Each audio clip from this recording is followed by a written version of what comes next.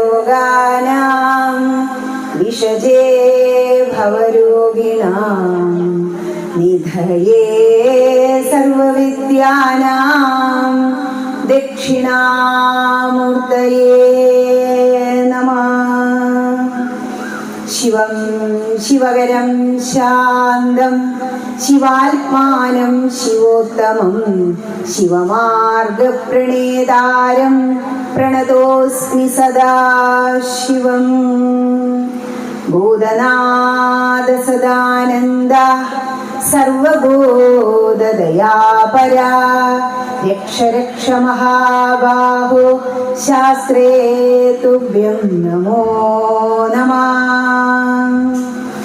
ഓം ഗംഗണപതയേ നമഃ. ഓം സരസ്വത്യേ നമഃ. എല്ലാവർക്കും നമസ്കാരം. 11:30 മണി എന്ന് പറഞ്ഞു. 15 മിനിറ്റ് ഞാൻ ലേറ്റാണ്. കുറച്ച് നേരത്തെ എത്തി. പക്ഷേ എല്ലാവരും നടന്ന് കണ്ട് നമുക്ക് വിശാലമായ പറമ്പുണ്ടല്ലോ, അപ്പോൾ അതിലൂടെയൊക്കെ ഒന്ന് പോയി വന്നപ്പോഴേക്ക് സമയം വൈകി. ആ 15 മിനിറ്റ് കൂടി ഞാൻ പറയും. അതിന് മുമ്പ് വേണ്ടവർക്ക് ഭക്ഷണം കഴിക്കാം.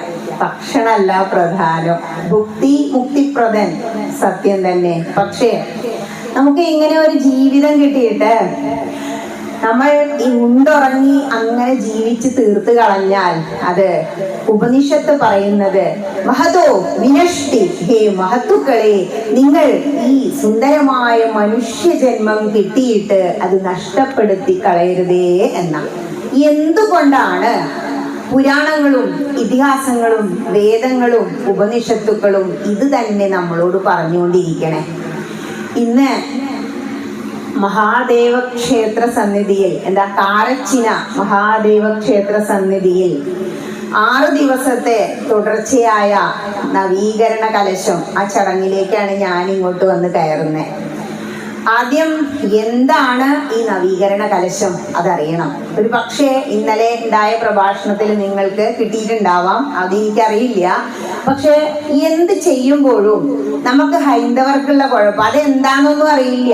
ചെറുതാവുമ്പോ ഞാനും അമ്മ പറയും കലശാണ്, ആ സമയം ദർശനം പ്രധാനം, ഓടിവാ എന്ന് പറഞ്ഞാൽ നമ്മൾ ഓടിപ്പോവും. ഇന്നത്തെ കുട്ടികളുടെ പോലെയല്ല. അവിടെ ചെന്നാ വലിയൊരു കലശമുണ്ട്, 4 പുറവും കുറച്ച് അല്ലെ, ഏറ്റവും കുറഞ്ഞത് 9 എണ്ണമൊക്കെ കാണാം. അപ്പൊ എന്താണ് ഇത് എന്നൊരു ചിന്ത അതെല്ലാവർക്കും തോന്നില്ല. എല്ലാവരും വരും, എന്താ ചെയ്യാ, തൊഴും, നമസ്കരിക്കും, പോകും. അപ്പൊ ചിന്തിക്കുകയാണ് എന്താണ് ഈ കലശം. ആദ്യം കലശം എന്താണെന്ന് മനസ്സിലാക്കണം. കലശം എന്ന് പറഞ്ഞാൽ നമ്മുടെ മനസ്സിലെന്താ, ഒരു ചെറിയ കുടം അല്ലെ, ഒരുപാട് എണ്ണ അവിടെ കൊണ്ടുവന്ന് വെച്ചിട്ടുണ്ട്. പണ്ടൊക്കെ കലശപ്പാലി എന്നാ പറയാ, മണ്ണുകൊണ്ടുള്ളതായിരുന്നു. ഇപ്പൊ അത് ചെമ്പ്, ഇപ്പൊ സ്വർണം വരെ ഉണ്ടാക്കുന്നുണ്ട്, വെള്ളി കൊണ്ടൊക്കെ ആയി. എന്തുകൊണ്ട് ഉണ്ടാക്കി എന്നുള്ളതല്ല, അതുകൊണ്ട് എന്ത് കർമ്മങ്ങൾ അവിടെ ചെയ്യുന്നു എന്ന് അറിയാം, അറിഞ്ഞ് ആരാധിക്കുക. അറിവ് കൊണ്ട് എന്താക്കണം, മനസ്സ് സമ്പുഷ്ടമാക്കണം. ജ്ഞാനം കൊണ്ട് നമ്മുടെ മനസ്സിനെ നിറയ്ക്കണം. അതാണ് സമ്പുഷ്ടമാക്കണം എന്ന് പറഞ്ഞ. ഇനി കലശം എന്ന് പറഞ്ഞ ചെറിയ കുടം. ഈ കുടത്തിന് നമ്മുടെ ജീവിതത്തിൽ ഒരുപാട് കാര്യങ്ങൾ ചെയ്യാനുണ്ട്. ജനിച്ചു കഴിയുമ്പോൾ മുതല് ഈ അമ്പലത്തിൽ ഒരു വഴിപാട് പറയും. ചിലര് പറയും എനിക്ക് കുറെ കാലത്തിന് ശേഷം കുഞ്ഞുണ്ടായി, ഞങ്ങളുടെ വക അപ്രാവശ്യത്തെ കലശം കേട്ടോ. ശരി, അപ്പോ കമ്മിറ്റിക്കാരൊക്കെ അവിടെ എഴുതി വെക്കും. ഈ കലശം എന്ന് പറഞ്ഞ ചെറിയ കുടത്തിനപ്പുറം അവിടെ ഒരുപാട് കർമ്മങ്ങൾ നടക്കുന്നുണ്ട്. ചില സമയത്ത് പറയില്ലേ അകത്തേക്ക് വരണ്ട, അപ്പൊ അവിടെ പ്രത്യേക പൂജകളും ചടങ്ങുകളും അവിടെ നടക്കുന്നത്.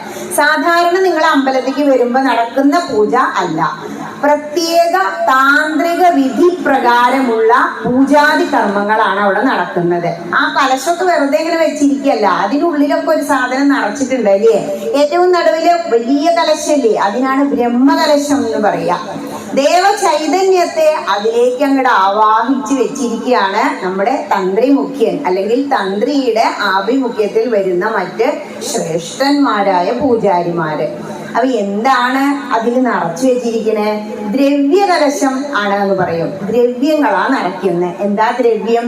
പാല്, തൈര്, പിന്നെ പുറ്റുമണ്ണ്, അങ്ങനെ പല സാധനങ്ങളും തിരുമേനി നമുക്ക് എഴുതി തരും. ഇന്ന സാധനമൊക്കെ കൊണ്ടുവരണം, പഞ്ചഗവ്യം വേണട്ടോ, അപ്പോഴേക്ക് കലശത്തിൽ നിറയ്ക്കാനെന്നൊക്കെ പറയും. ജലം ആയാലും മതി. ഇങ്ങനെയുള്ള പല തരത്തിലുള്ള ദ്രവ്യങ്ങൾ നിറച്ച് നൂല് കൊണ്ടൊക്കെ വരിഞ്ഞ് അതിനൊക്കെ ഒരു കണക്കുണ്ട്. ആ പ്രകാരം എന്ത് ചെയ്യുന്നു? അതിൽ ഇലകളൊക്കെ ഇട്ട് കണ്ടിട്ടുണ്ടോ? 2-3 തരം ഇലകളൊക്കെ കാണാം. എന്താണെന്ന് മനസ്സിലാക്കുക. ഈ ദ്രവ്യ കലശം, ദ്രവ്യങ്ങൾ നിറച്ച ആ കലശത്തിനുള്ള കഴിവ് ഈ പൂജാതി കർമ്മങ്ങൾ ചെയ്യുമ്പോ ഞാൻ പറഞ്ഞില്ലേ, ഒരു പ്രത്യേക താന്ത്രിക വിധി പ്രകാരം പൂജാതി കർമ്മങ്ങൾ ചെയ്യും. അവിടെ ഇരുന്ന് മന്ത്രങ്ങൾ ചൊല്ലും. ആര്? തിരുമേനിമാര്. ആ മന്ത്രങ്ങള് ഈ കുടത്തിനുള്ളിലുള്ള ജലത്തിലേക്ക് അങ്ങോട്ട് ആവാഹിക്കുക. എന്താ ആവാഹിക്കുന്നേ? ദേവചൈതന്യത്തെ. എന്തിനു വേണ്ടിയാ നവീകരണ കലശം നടത്തുന്നേ? നവീകരണം എന്ന് പറഞ്ഞാൽ തന്നെ പുതിയത് എന്നാ. ഈ മന്ത്രപുരസരം നിറച്ച ഈ കലശത്തിനുള്ളിലെ ആ ദ്രവ്യം ദേവവിഗ്രഹത്തിൽ അങ്ങോട്ട് അഭിഷേകം ചെയ്യും. അതാണ് കലശം ആടുമ്പോ നമ്മളവിടെ ഉണ്ടാവണം ദർശനം പ്രധാന എന്ന് പറയുന്നത്. ആ കലശം ആടുന്ന സമയത്ത് ദേവന്റെ ലോപിച്ചു പോയ ചൈതന്യം അങ്ങ് എങ്ങനെയാ ലോപിച്ചു പോണേ? നമ്മൾ എത്ര ശ്രദ്ധിച്ചാലും കുറെ കാലങ്ങൾ കഴിയുമ്പോ അല്ലെങ്കിൽ ദിവസങ്ങൾ കഴിയുമ്പോ ഈ ദേവന്റെ ചൈതന്യം കുറഞ്ഞു കുറഞ്ഞു വരും. നമ്മളെല്ലാവരും അമ്പലത്തിൽ പോയില്ലേ, പലതരത്തിലുള്ള വ്യക്തികൾ വരും. ഈ കയ്യിന്റെ വിരല് പോലെയാണ് നമ്മൾ ഇവിടെ ഇരിക്കുന്ന എല്ലാവരും. പലരും പല ആചാരങ്ങളും അനുഷ്ഠാനങ്ങളും കൊണ്ടാടുന്നവരാ. തിരുമേനി വന്ന് എന്നും പൂജിക്കുന്നുണ്ട്, പൂജാതി കർമ്മങ്ങൾ ചെയ്യുന്നുണ്ട്. അവിടെ വന്നു പോകുന്നവരെ ഇപ്പോഴത്തെ കുട്ടികളെ നോക്കിയിട്ടുണ്ടോ? മുടി കെട്ടില്ല. അവര് അമ്പലത്തിലേക്ക് കയറുമ്പോ ഒരു മുടി താഴെ വീണാ മതി, ശരിക്ക് ദേവചൈതന്യം കുറയും. അതിനാ മുടി കെട്ടി വെച്ചിട്ട്, പണ്ടൊക്കെ തുമ്പ് കെട്ടിയിട്ടേ അമ്പലത്തിലേക്ക് പോലേ, നനഞ്ഞ മുടി കെട്ടരുത് പറഞ്ഞ്. അപ്പൊ അതൊക്കെ മാറി. ഇങ്ങനെ പല കാര്യങ്ങളെ കൊണ്ട് ക്ഷേത്രദേവന്റെ ചൈതന്യത്തിന് ലോപം, അതായത് കുറവ്, ക്ഷയം സംഭവിക്കും. ആ ക്ഷയം ദേവന്റെ ചൈതന്യത്തെ കുറയ്ക്കും. ചൈതന്യം കുറഞ്ഞാൽ എന്താ പ്രശ്നം? നമ്മളെല്ലാവരും അവിടെ പോയി പ്രാർത്ഥിക്കൂലേ? എന്തൊക്കെ ഒന്നാ പ്രാർത്ഥിക്കുക. ഈ പ്രാർത്ഥനയ്ക്ക് ഫലം ഉണ്ടാവില്ല. നിങ്ങൾ കഴിക്കുന്ന വഴിപാടുകൾക്ക് ഫലം കാണില്ല. ഞാൻ കുറെ കാലം ഇത് ചെയ്യുന്നു, ഒരു ഫലവും കാണാനില്ല എന്ന് ചിലർ പറയും. ആ ക്ഷേത്രത്തിൽ വർഷങ്ങളായിട്ട് ഇതൊന്നും നടക്കുന്നുണ്ടാവില്ല. അപ്പൊ മനസ്സിനുള്ളിൽ ഒരു വേദന തോന്നണ്ട. ഞങ്ങളും അങ്ങനെ തന്നെയാണല്ലോ. ഒരാൾ പറഞ്ഞ് 21 വർഷമായി, ഒരാൾ പറഞ്ഞ് 30ഓളം വർഷം. എന്തായാലും നമ്മുടെ ദുരിതം തീരുമ്പോഴാണത്രേ ഒന്ന് ദേവപ്രശ്നം. അപ്പൊ അവിടെയൊക്കെ ഒന്ന് നിരത്തണമെന്ന് തോന്നും. ദേവപ്രശ്നം 12 വർഷം കൂടുമ്പോ ഓരോ ക്ഷേത്രത്തിലും ചെയ്യണം എന്നാ. ഈ ദേവപ്രശ്നം വെക്കുമ്പോഴാണ് പറയാ അടിയന്തരമായിട്ട് നിങ്ങൾ ഒരു നവീകരണ കലശം നടത്തണം. നവീകരണ കലശം 6 ദിവസം. 6 ദിവസമല്ലേ? 1 to 6 നിങ്ങളുടെ പരിപാടി. 6 ദിവസം കൊണ്ട് മിനിമം നമുക്കത് ചെയ്യാം. പിന്നെ വർഷാവർഷം ദ്രവ്യ കലശം ചെയ്യണം. പ്രതിഷ്ഠാ ദിനത്തിന് കലശാടുന്ന് കണ്ടില്ലേ? അതെന്തായാലും വർഷത്തിൽ ഒരിക്കൽ ചെയ്യണം. ധനസ്ഥിതി അനുസരിച്ച് സഹസ്ര കലശമൊക്കെ ചെയ്യൂട്ടോ. സഹസ്ര കലശം 8 ദിവസമെങ്കിലും വേണം. അതുപോലെ ദേവപ്രശ്നം 12 വർഷം കൂടുമ്പോ ചെയ്യണം. അഷ്ടബന്ധ കലശവും 12 വർഷം കൂടുമ്പോ ചെയ്യണം. എന്താ അഷ്ടബന്ധ കലശം? ഈ ദേവന്റെ വിഗ്രഹത്തെ കുറിച്ച് പറഞ്ഞില്ലേ? ലോപിച്ചു പോയ ചൈതന്യം തിരിച്ചു വരും. എങ്ങനെയാ? ഈ കലശം ആടുമ്പോ. അതായത് ദേവന്റെ മഹത്വവും ശക്തിയും ക്ഷയിച്ചിട്ടുണ്ടെങ്കിൽ അതിനെ ഉണർത്താൻ, ഉയർത്താൻ, ചൈതന്യവത്താക്കാൻ ആർക്ക് കഴിവുണ്ട്? ഈ കുട്ടി പാനിക്ക് കഴിവുണ്ട്. അപ്പൊ മനസ്സിലായില്ലേ എന്തിനാ കലശം ആടുന്നേന്ന്? പ്രത്യേകിച്ചും ഈ നവീകരണ കലശം പുത്തനാക്കുക, ഭഗവാന്റെ ചൈതന്യത്തെ പുത്തനാക്കുക. അങ്ങനെയാണെങ്കിൽ ഈ ദേവപ്രശ്നം 12 വർഷം കഴിയുമ്പോ ചിലര് പറയും അഷ്ടബന്ധ കലശം ചെയ്യാറായിട്ടുണ്ട്. എന്താ അങ്ങനെ പറയുന്നേ? അഷ്ടബന്ധം എന്ന് പറഞ്ഞാല് സാധാരണക്കാരുടെ ഭാഷയിൽ പറഞ്ഞാൽ അതൊരു പശ. 8 സാധനങ്ങളെ കൂട്ടിയിട്ടാണ്. കോലരക്ക്, നമ്മുടെ ഒന്നും വേണ്ട, ഭാരതപ്പുഴയിലെ പട്ടാമ്പിയിലെ കയത്തുനിന്ന് എടുക്കുന്ന ഒരു കോഴിപ്പരൽ എന്ന് പറയുന്ന ഒരു സാധനം ഉണ്ട്. ഒരു ചെറു ജീവിയാണ് ജലത്തിലുണ്ടാവുന്ന. അതിന്റെ തോടൊക്കെ ഇട്ട് ഇടിച്ച് കുത്തി തന്ത്രവര്യന്മാർ അത് സ്പെഷ്യലായിട്ട് തന്നെ ഉണ്ടാക്കും. എന്നിട്ട് അതിൽ പഞ്ഞിയും ചേർത്തിട്ട് ഭഗവാന്റെ പീഠം ഇല്ലേ, പ്രത്യേകിച്ച് ശിവക്ഷേത്രം ആകുമ്പോ ശിവലിംഗാവും. അകത്ത് കയറിയില്ല, അതുകൊണ്ട് ഇവിടെ എങ്ങനെയാ ലിംഗം തന്നെ ആയിരിക്കും അല്ലെ. ശിവലിംഗത്തെ ആ യോനി പീഠത്തിലേക്ക് ആ പുഴ അങ്ങോട്ട് ഉറപ്പിച്ചു വെക്കും. ആ പീഠത്തിന്റെ സുഷിരത്തിൽ ആദ്യം ഈ അഷ്ടബന്ധം ഇടും. പശ, ഒരു പ്രത്യേകതരം പശ, അതിലേക്കാണ് ആ ബിംബത്തെ അങ്ങോട്ട് പ്രതിഷ്ഠിക്കുക. അതാണ് പ്രതിഷ്ഠ എന്ന് പറയുന്നത്. പുനഃപ്രതിഷ്ഠ അല്ലെങ്കിൽ ആദ്യമായി നടത്തുന്ന പ്രതിഷ്ഠയൊക്കെ നടത്തുമ്പോൾ 11 ദിവസത്തെ കർമ്മങ്ങൾ ചെയ്യും. അപ്പോ ഈ പശയിലേക്ക് ഇറക്കി വെക്കുമ്പോ പുറത്ത് നിന്നിട്ട് ശംഖ് വിളിക്കും, ചെണ്ടമേളം ഉണ്ടാവും, കൂട്ടത്തിൽ മരപ്പാണിയിലൊക്കെ കൊട്ടും പണ്ട്. അപ്പൊ ഒരു വൈഖരി ശബ്ദം വരുന്ന, എങ്ങനെയാ വരികയാണോ, ക്ഷേത്രദേവന്റെ മൂലമന്ത്രം ചൊല്ലിക്കൊണ്ട് തന്ത്രിവര്യൻ ആ ക്ഷേത്ര ദേവന്റെ പീഠത്തിലേക്ക് ക്ഷേത്രദേവന്റെ ബിംബത്തെ ഇറക്കി വെക്കും. അപ്പോ ഈ ശബ്ദവും ആ മന്ത്രങ്ങൾ, വേദമന്ത്രങ്ങളും കൂടി ചേർന്ന് പുറത്തേക്കൊരു ശബ്ദം വരുന്നതാണ് വൈഖരി ശബ്ദം എന്ന് പറയുന്നത്. ആ വൈഖരി ശബ്ദം ചേർന്ന് വരുമ്പോഴാണ് ക്ഷേത്ര പ്രതിഷ്ഠ ഉറയ്ക്കുക.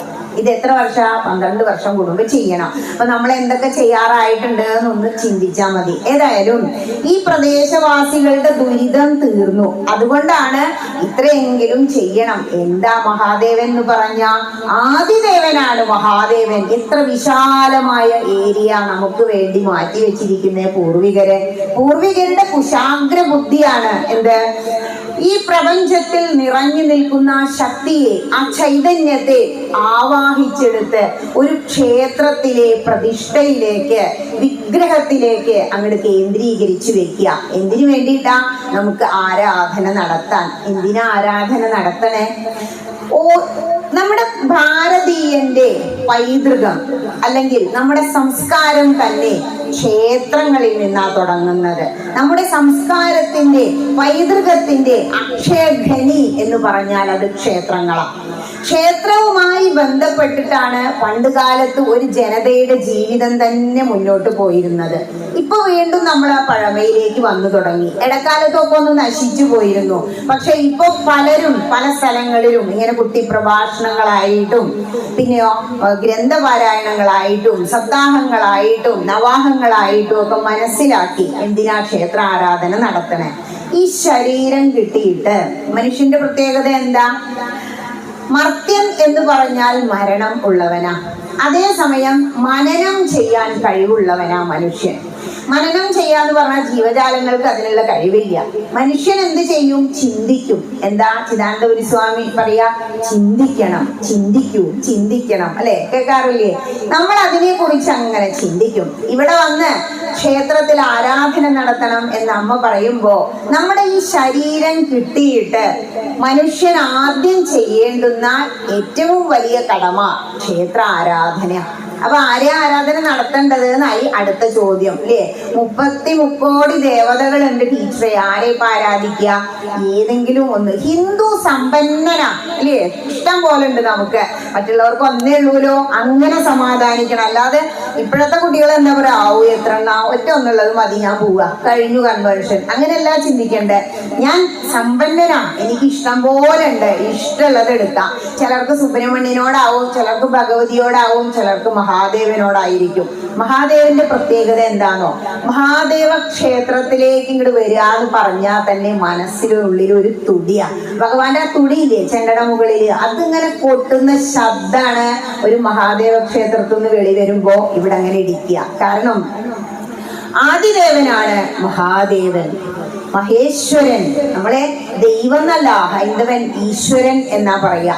ക്രിസ്ത്യൻ മിഷണറീസ് പണ്ട് നമ്മളതിനെ ഇതൊന്ന് മാറ്റാൻ വേണ്ടിയിട്ടാണ് ദൈവം, ഗോഡ് എന്നുള്ള ഒരു പേര് കൊണ്ടുവന്നത്. ശരിക്ക് മഹേശ്വരൻ, പരമേശ്വരൻ, ഈശ്വരൻ എന്ന നാമം ഉള്ളത് മഹാദേവന്റെ മന്ത്രങ്ങളിലാ.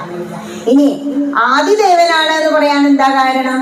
മഹാദേവനാണ് ഈ പ്രപഞ്ചം ഉണ്ടാകുന്നതിനു മുമ്പ് തന്നെ ഉണ്ടായിട്ടുള്ള ദേവത. അതുകൊണ്ടാണ് ആദിദേവൻ ആണ് മഹാദേവൻ എന്ന് പറയുന്നത്. അതിനും അപ്പുറം താന്ത്രിക വിധി പ്രകാരം ഏറ്റവും ഉയരത്ത് നിൽക്കുന്നത് മഹാദേവനാണ്. ആ മഹാദേവനെ തന്നെ നിങ്ങൾക്ക് ഇവിടെ ആരാധനാമൂർത്തിയായിട്ട് കിട്ടിയില്ലേ? അത് തന്നെ മഹാഭാഗ്യം. ഇപ്പൊ ഇങ്ങോട്ട് കല്യാണം കഴിഞ്ഞു വന്നവരുണ്ടാവും, ഇവിടെ ജനിച്ച് വളരാതെ വന്ന് വീട് കെട്ടി താമസിക്കുന്നവരുണ്ടാവും, അല്ലേ?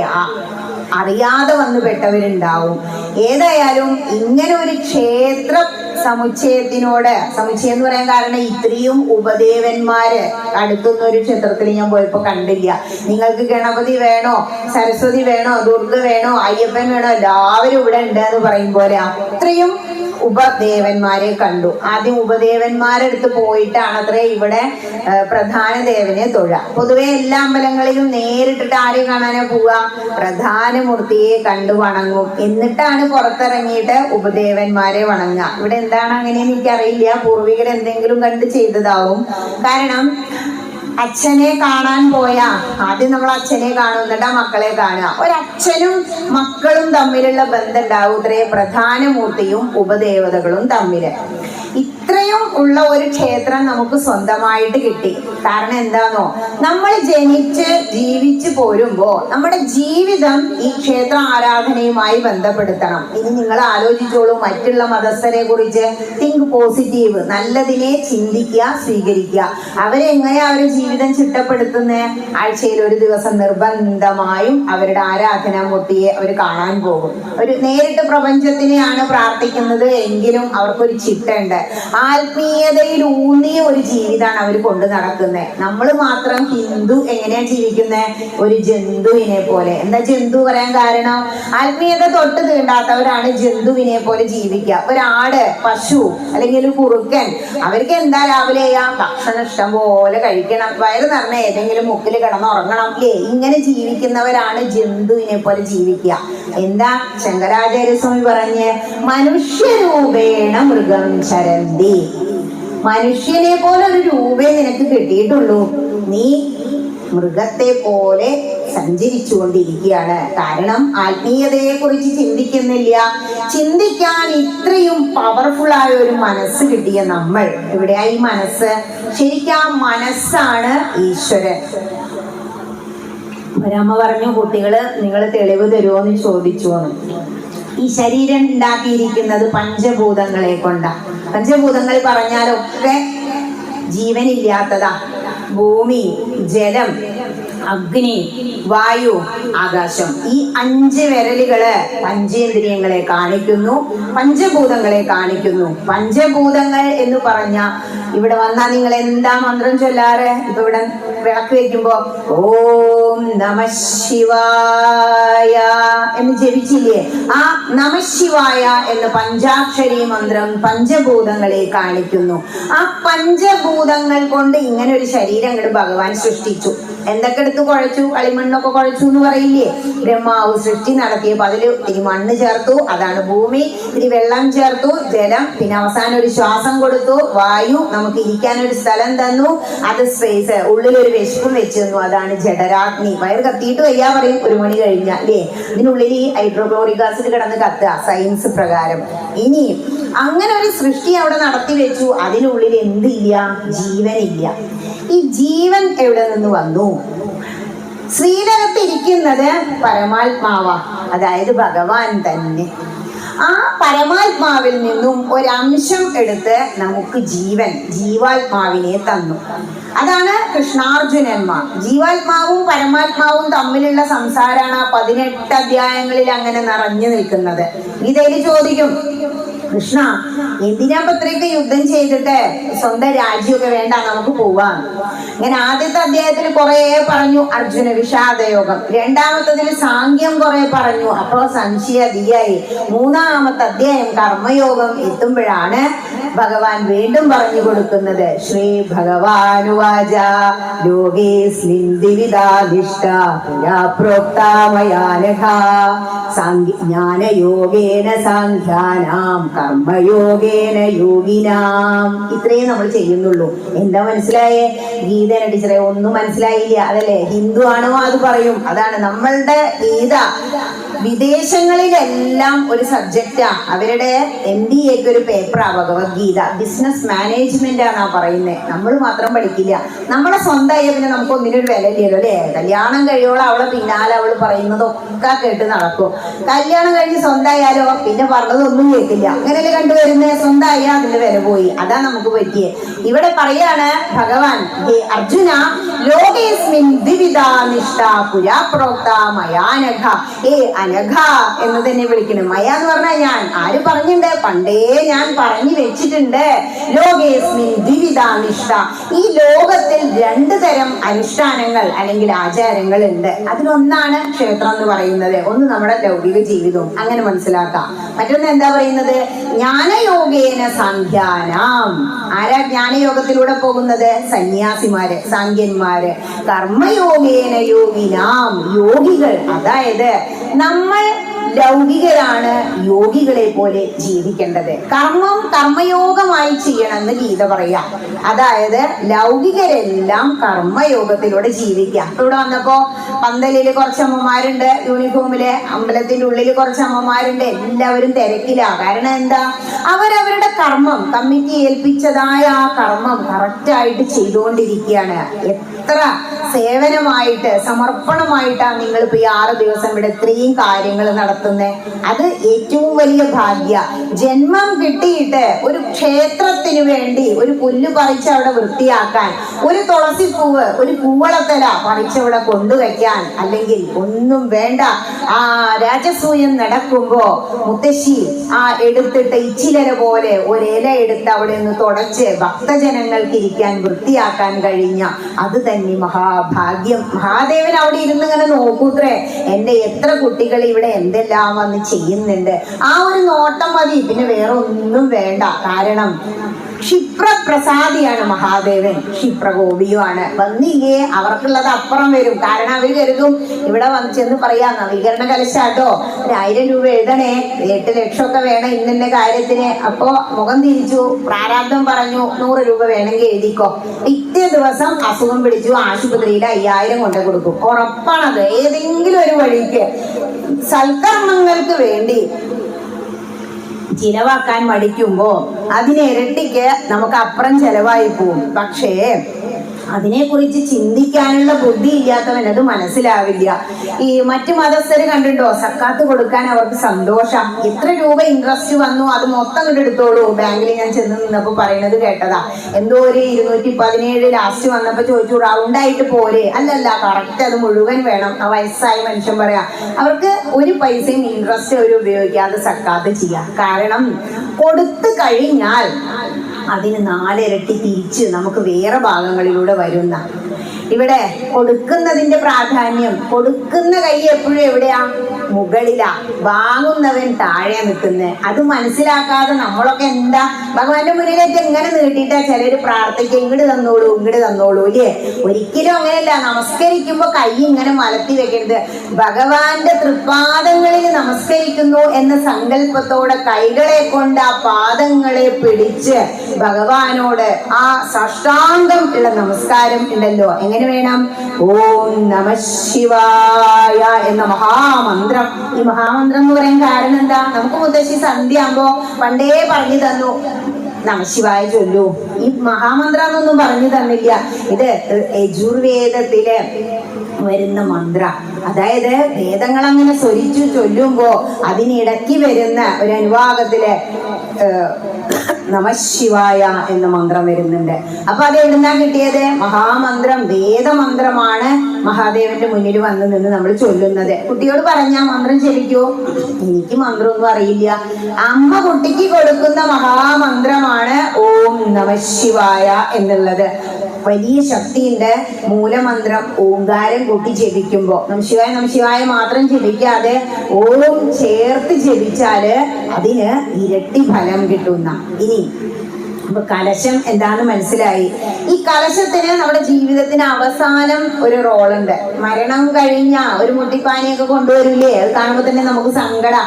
എന്നിട്ട് അമറ ഇത് കഴിഞ്ഞിട്ട് അല്ലെങ്കിൽ ദയിപ്പിച്ചാലും ഉണ്ടാ ചടങ്ങ്, ഇങ്ങനെ ആ തോളിൽ വെച്ചിട്ട് ഒരു മടാളോണ്ട് ഒരു കൊത്ത് കൊടുക്കും. ഈ 3 പ്രദക്ഷിണം കഴിയോളം ആ ജലം പുറത്തേക്ക് അങ്ങനെ ഒഴുകിക്കൊണ്ടിരിക്കും. അതെന്താ പറയുന്നേ? നമ്മുടെ ശരീരം കുടം ആണ് എന്ന് കാണിക്കുക. ഏത് നിമിഷവും പൊട്ടിപ്പോവാവുന്ന ഒരു മൺകുടമാണ് നിന്റെ ഈ ശരീരം. ഈ മരിച്ചു പോയ വ്യക്തിയുടെ ശരീരത്തെയാണ് ആ മൺകുടം കാണിക്കുന്നത്.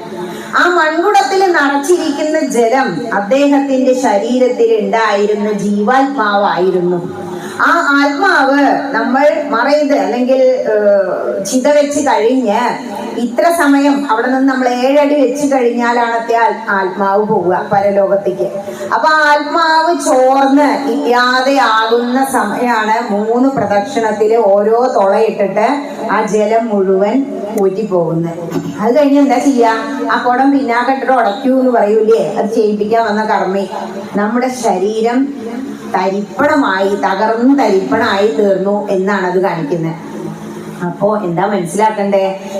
ഈ ഉടഞ്ഞു പോകുന്ന കുടം പോലെയുള്ള ഒരു ശരീരം കിട്ടിയിട്ട് നമ്മൾ അതിലിരുന്ന് അഹങ്കരിക്കണ്ട. നമുക്ക് ഇപ്പൊ കിട്ടിയ ഇപ്പൊ ഈ വർഷം നിങ്ങൾക്ക് ഇപ്പൊ ഇത്രയും പേർക്ക് ഇവിടെ വന്ന് കൂടാൻ പറ്റിയില്ലേ അല്ലേ? പന്തലങ്ങനെ നിറഞ്ഞിരിക്കുക, നല്ല ചൂടാ. എന്നിട്ടും ഒരു പ്രഭാഷണം ഉണ്ട് അമ്പലത്തിൽ, നവീകരണ കലശ. ഞാനും പോട്ടെ എന്ന് വിചാരിച്ചു. മാത്രല്ല അങ്ങനെ ശ്രദ്ധാപൂർവ്വം ഇരിക്കാൻ തോന്നുന്നില്ലേ? അത് മഹാദേവൻ തന്ന ഒരു അനുഗ്രഹം. നമുക്ക് തോന്നും ഇതൊക്കെ എന്റെ കഴിവാ, ഞാൻ വന്നില്ലെങ്കിൽ ഇവിടെ ഇരിക്കില്ല. നിങ്ങൾ വിചാരിക്കാത്തവർ ഇവിടെ ഇരിക്കുന്നുണ്ടാവും. നമ്മൾ ഈ വിരൽ ഇവിടെ നിൽക്കുന്നത് ഇങ്ങടെ ഇളകണമെങ്കിൽ മഹാദേവൻ തീരുമാനിക്കണം. ആദിദേവനാണ് മഹാദേവൻ. നമുക്കൊന്ന് അവിടെ പോട്ടേന്ന് തോന്നണമെങ്കിൽ ദുരിതം തീരണത്ര. ഈ പ്രദേശത്തുള്ളവരുടെ ദുരിതം തീർന്നത് കൊണ്ടാണ് നിങ്ങൾക്ക് പലയിടത്തും നവീകരണ കലശമൊക്കെ ചെയ്യും. പ്രഭാഷണം ഒന്നും വെക്കാറൊന്നുമില്ല. എന്നെ വിളിക്കാഞ്ഞിട്ട് പറയല്ല കേട്ടോ. കാരണം ആൾക്കാർക്ക് അറിയൊന്നുമില്ല. ആ കലശാണോ, ആ കലശാടുമ്പോഴേക്ക് പോവാം, രാവിലെ ഗണപതി ഹോമം ഉണ്ട് അത് തൊഴാൻ പോണമെന്നൊന്നും അറിയില്ല. അറിവില്ലായ്മ. അറിഞ്ഞ് ആരാധിക്കണം. അറിവില്ലായ്മ കൊണ്ടാണ് ആരും ഇങ്ങോട്ട് തിരിഞ്ഞു നോക്കാതെ. ഇവിടെ നിങ്ങൾ എന്താ തീരുമാനിച്ചേ? 4 ദിവസം പ്രഭാഷണം വേണം അല്ലേ? 4 ആളെ വിളിച്ച് അറേഞ്ച് ചെയ്തു. ഒരു ദിവസം കൂടി വെക്കാനൊന്നും ആളെ കിട്ടിയിട്ടുണ്ടാവില്ല. 4 ആളെ കിട്ടി, സന്തോഷായി.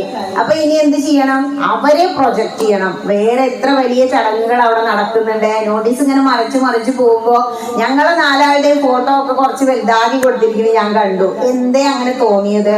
വിവരമുള്ളവരാവും അത് ചെയ്യിപ്പിച്ചിട്ടുണ്ടാവുക. കാരണം ഒരു ക്ഷേത്രം അഭിവൃദ്ധി പ്രാപിക്കാൻ 5 കാര്യങ്ങൾ വേണമെന്നാ. എന്തൊക്കെയാ? ആചാര്യ തപസാംനായ ജപേന നിയമേന ച ഉത്സവേന അന്നദാനേന ക്ഷേത്രാഭിവൃദ്ധി പഞ്ചത. 5 കാര്യങ്ങൾ ഉണ്ടെങ്കിൽ ആ ക്ഷേത്രം അഭിവൃദ്ധിയിലേക്ക് എത്തുക. എന്തൊക്കെയാ 5 കാര്യങ്ങൾ? ആദ്യം ആചാര്യ തപസാംനായ ജപം. ആചാര്യനാണ് ആദ്യം വേണ്ടത്. തന്ത്രിവര്യന് അവിടെ വയസ്സായി വയ്യ, അവിടെ ഇരിക്കുക, അവിടെ വന്നിരിക്കാൻ പറഞ്ഞാൽ പോലും വയ്യ. അറിവിൽ അത്രയും ഉയർന്നു നിൽക്കുന്നുണ്ടാവും. പക്ഷെ അത് ആരാണ് ഗുരു? മനസ്സിലാക്കിയതിനെ മറ്റുള്ളവർക്ക് മനസ്സിലാവുന്ന തരത്തിൽ പറഞ്ഞു കൊടുക്കാൻ കഴിയുന്നവരാണ് ഗുരു. അത് ലഘുവല്ല, കുറച്ച് കനമുള്ളത് തന്നെയാണ് ഗുരു. അതുകൊണ്ടായിരിക്കാം ആചാര്യന്മാരെ അവരങ്ങനെ പ്രൊജക്ട് ചെയ്ത് വെച്ചത്. മറ്റൊന്ന് ആൾക്കാര് ഭാവാഭികൾ ഇത് കണ്ടിട്ടൊന്ന് വരട്ടെ, എന്നാലെങ്കിലും ഇത്തിരി വിവരം കിട്ടിയാൽ നിങ്ങളുടെ ഒന്ന് വരുമല്ലോ. കാരണം അവര് മനസ്സിലാക്കണം എന്ത്? ഇത് എന്റെ കടമയാണ്. ഇത്രയും കാര്യങ്ങൾ ഇവിടെ നടക്കുമ്പോ ഇവിടെ വന്ന് നമ്മൾ അതിൽ പങ്കുചേരണം. അതിനാണ് ഒരു ഉത്സവം അല്ലെങ്കിൽ കലശം ഉണ്ടെങ്കിൽ നമ്മൾ അവിടെ ഉണ്ടായിരിക്കണം എന്ന് പറയുന്നത്. ഒരിക്കലും വീട് കൂട്ടി വിരുന്ന് പോകരുത്. ഇപ്പൊ സ്കൂൾ അടച്ചതല്ലേ, പോയാൽ പിന്നെ അതൊന്നും അറിയണ്ട. അങ്ങനെയല്ല. ഇത് എന്തുകൊണ്ട് ഇവിടെ എത്തണം പറഞ്ഞ്? നമ്മളുടെ കടമയാണ് നമ്മുടെ 4 പുറവും ഉള്ള എല്ലാ ക്ഷേത്രങ്ങളെയും പരിരക്ഷിക്കുക എന്നുള്ളത്. ഏറ്റവും അടുത്ത ഈ ക്ഷേത്രമാണെങ്കിൽ തീർച്ചയായിട്ടും ഇവിടെ വന്ന് അവനാനെ കൊണ്ട് ശരീരം കൊണ്ടും സാമ്പത്തികം കൊണ്ടും കഴിയുന്നത് അവിടെ സമർപ്പിക്കണം. കാരണം ഇത് ബാങ്കിൽ ഇങ്ങനെ ഇട്ട് വെച്ചാലേ വർഷാവർഷം ഇൻട്രസ്റ്റ് ഒക്കെ വരും, ശരിയാ. പക്ഷേ ആ വലിച്ച് കടക്കുന്ന സമയത്ത് മക്കളുടെ കണ്ണ് മുഴുവൻ എവിടെയാവുമെന്നറിയോ? അച്ഛന് എത്ര FD ഉണ്ട്, അമ്മയ്ക്ക് എത്ര ഇൻട്രസ്റ്റ് വരും, ഇതിനെ കുറിച്ചാവും. കൂടുതലും എന്തിനു വേണ്ടി ചെലവാക്കുക? ആത്മീയമായ കാര്യങ്ങൾക്ക് വേണ്ടി ചെലവഴിക്കുക. ഈ ക്ഷേത്രത്തിൽ വരുന്ന കാര്യം എന്തിനാ വന്നേ? ആരാധന നടത്താൻ. ഏറ്റവും അടുത്തുള്ള ക്ഷേത്രം ഇതാണ് എന്റെ ഡ്യൂട്ടി. കാരണം എന്താണോ? നമ്മുടെ അമ്പലത്തിലാണ് നമുക്ക് ഹീറോ ആവാൻ കഴിയും. ഇപ്പൊ ഗുരുവായൂർ പോണം, ചെന്നു. ഗുരുവായൂരപ്പൻ എന്റെ സ്വന്തം, ഞാൻ എന്നും പൂക്കള് വെക്കുന്നുണ്ട്, പൂജാമ്പടിയിൽ കൃഷ്ണൻ തന്നെയാ ഒക്കെ വിചാരിച്ചിട്ടാണ് ചെന്നോളൂ. ഉത്സവം കഴിഞ്ഞില്ലേ, അവിടെ ചെന്ന അവിടത്തെ ഒരു പാർട്ടീസ് ഉണ്ട്, അവിടത്തെ ഒരു മാതൃസമിതി ഇല്ലേ, നമ്മളൊന്ന് എന്തേലും ചെയ്യട്ടെ ചോദിച്ചാൽ അവരുടെ ആ ഒരു ഗമ കാണണം.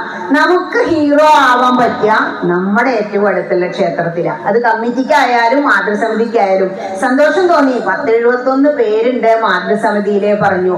ഒരു മഹാദേവന്റെ മാതൃസമിതിയിലെ അല്ലെ, മാതൃസമിതിക്ക് ഒരു പേരൊക്കെ ഇട്ടിട്ട് ഇവിടെ തിരുവാതിര, ധനുമാസത്തിൽ തിരുവാതിര ഭഗവാൻ തന്റെ പിറന്നാളല്ലോ. മഹാദേവൻ ജനിച്ചിട്ടില്ല, മരിക്കൂല, മറ്റ് അവതാരങ്ങളെ പോലെ അവതരിക്കുന്നുമില്ല, സ്വർഗാരോഹണമില്ല. എങ്കിലും മലയാളി കവി ആരോ എഴുതി വെച്ച് തിരുവാതിര ചുവടുകൾ വെച്ച പാട്ടാണത്. മണിയുന്ന പരമേശാതനയന ഗണപതിയെ സ്തുതിച്ചുകൊണ്ടാ തുടങ്ങുക തിരുവാതിരക്കളിയിൽ. ഏതൊക്കെ ചുവട് വെച്ച അമ്മമാരവിടെ ഇരിക്കുന്നുണ്ടാവും. അവരിങ്ങനെ തുടിക്കും. നമുക്ക് തോന്നും ആത്മീയത പറഞ്ഞാൽ അയ്യോ അതിലൊന്നുമില്ലാലോ എന്ന്. പക്ഷെ അങ്ങനെയല്ല. നമുക്ക് ആത്മീയതയിലൂടെ ആ റോഡിലൂടെ പോകുമ്പോൾ ഒരുപാട് സന്തോഷങ്ങൾ കിട്ടാനുണ്ട്. അതിലൊന്നാണ് മാതൃസമിതിയുടെ ഈ തിരുവാതിരക്കളിയൊക്കെ. ഈശ്വരന്റെ, മഹാദേവന്റെ നാമങ്ങൾ ചൊല്ലി ആ അരമണ്ഡലത്തിൽ അങ്ങനെ കളിക്കുമ്പോൾ കിട്ടുന്ന ആ ഒരു സുഖം, അത് ഏറ്റവും നല്ല എക്സസൈസാ.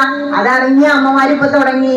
ഇനി അമ്പലത്തിനുള്ളിൽ വരണം, ആരാധിക്കണം, നിന്റെ ഡ്യൂട്ടി ഇതാണ്, നിന്റെ അടുത്തുള്ള ക്ഷേത്രത്തിൽ പോണം, അതാണ് അത്ര ഏറ്റവും ഇഷ്ടം. അതിന് ഉദാഹരണം ഞാൻ പറഞ്ഞുതരാം. അപ്പൊ നിങ്ങൾ ശബരിമലയ്ക്ക് മാലട്ടോ, മലയാത്ര തുടങ്ങുന്നതിന് മുമ്പ് എന്ത് ചെയ്യും? എല്ലാ ക്ഷേത്രങ്ങളിലും അമ്പലം ചുറ്റാൻ പോകാന്നാ പറയാ അല്ലേ? ഈ ഭാഗത്തുള്ള എല്ലാ ചെറിയ ക്ഷേത്രങ്ങളിലും പോയി തൊഴുത് എന്തെങ്കിലും ഒരു കാണിക്ക സമർപ്പിച്ച് നമ്മൾ പോകും. പക്ഷെ ഒരമ്പലത്തിലും പോവാതെ നേരിട്ടും ചെന്നാലോ, ഈ പറഞ്ഞ അമ്പലത്തിലൊക്കെ പോവാനുള്ള അത്ര നേരം അവിടെ ക്യൂല് അവിടെ നിൽക്കേ 12 മണിക്കൂർ പറഞ്ഞിട്ട് നമ്മളെ അവിടെ നിർത്തും. ഗുരുവായൂരും അങ്ങനെ തന്നെ. അപ്പൊ നമ്മളുടെ ഏറ്റവും വലിയ ഉത്തരവാദിത്തമാണ് നമ്മുടെ അടുത്തുള്ള ക്ഷേത്രത്തിലെല്ലാം ഉണ്ടാക്കുക. ഇപ്പോ ശിവരാത്രി, ഇവിടെ ശിവരാത്രിയാണല്ലോ പ്രധാനം.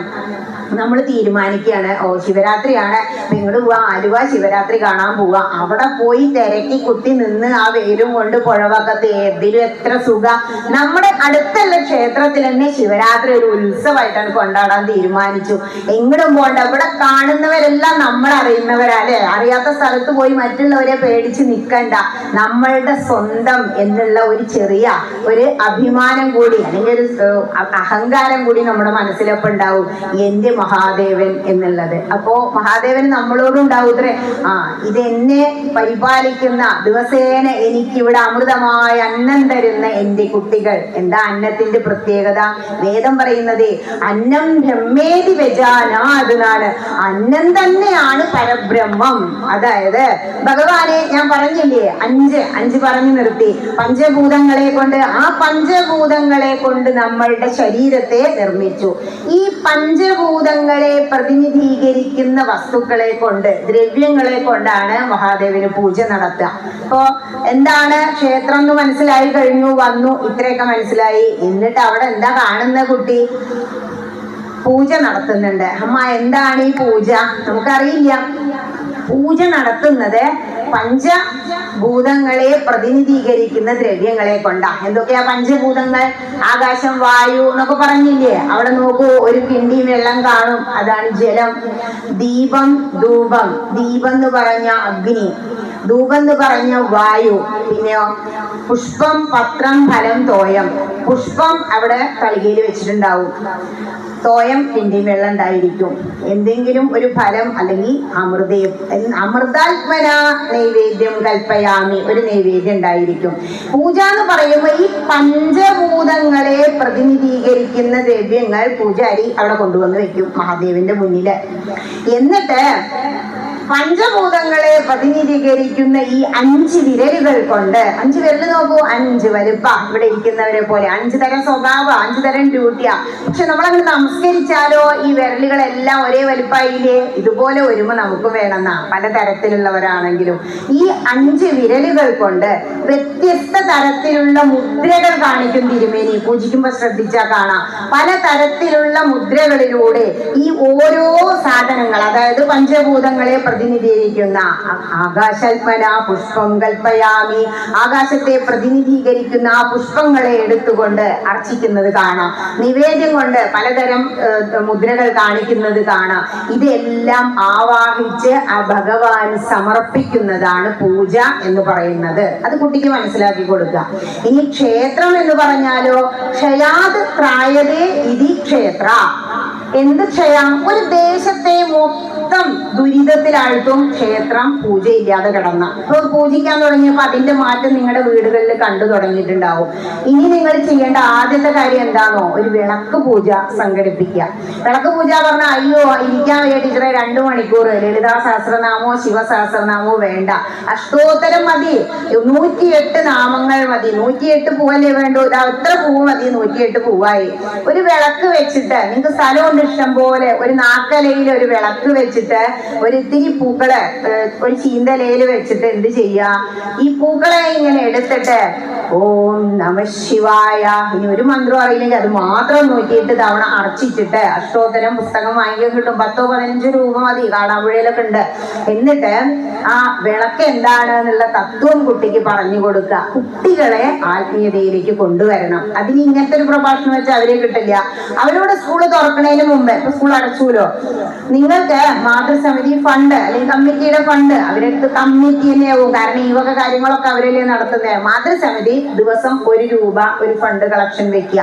ദിവസം 1 രൂപ കൊണ്ട് എന്താവാനാ ചിന്തിക്കേണ്ട. ഇവിടെ ഒരു 200 വീട് ഉണ്ടെങ്കിൽ, ഇവിടെ ഒരുപാട് ഹിന്ദു വീടുകളില് 200 വീട്ടിൽ നിന്ന് മാസം 30 രൂപ കളക്ട് ചെയ്താൽ വലിയൊരു സംഖ്യയും. ചിലർ പറയും ഞാൻ ചെല്ലുമ്പോ അത് 500 അത് വെച്ചോളൂ ടീച്ചറെ, അപ്പൊ വലിയൊരു സംഖ്യയും മാറും. അതുകൊണ്ട് പേനയോ പെൻസിലോ ഒരു നോട്ട് പുസ്തകമോ വാങ്ങിക്കുക. എത്ര കുട്ടികൾ ഉണ്ടെന്ന് ഒരു കണക്കെടുക്കുക എല്ലാ വീട്ടിലും കൂടി. എന്നിട്ട് പറയാ വിദ്യാഗോപാല മന്ത്രാർച്ചനയ്ക്ക് വരുന്ന കുട്ടികൾക്ക് പേനയും പുസ്തകവും വിതരണം ഉണ്ടായിരിക്കും. അപ്പൊ മുത്തശ്ശി പറയിന്റെ വക ഉണ്ണിയപ്പം കൂടി ആയിക്കോട്ടെ. ശരി, ഉണ്ണിയപ്പം ഉണ്ട്, സന്തോഷമായി, കുട്ടികൾ ഓടി വരും. ഈ ലഡു പിടയൊന്നും വാങ്ങി കൊടുക്കാതെ, പണ്ടൊക്കെ മുത്തശ്ശി വിരുന്നുമ്പോ എന്താ ചെയ്യാ, വീട്ടിലുണ്ടാക്കുന്ന സാധനം കൊണ്ടുപോവുക.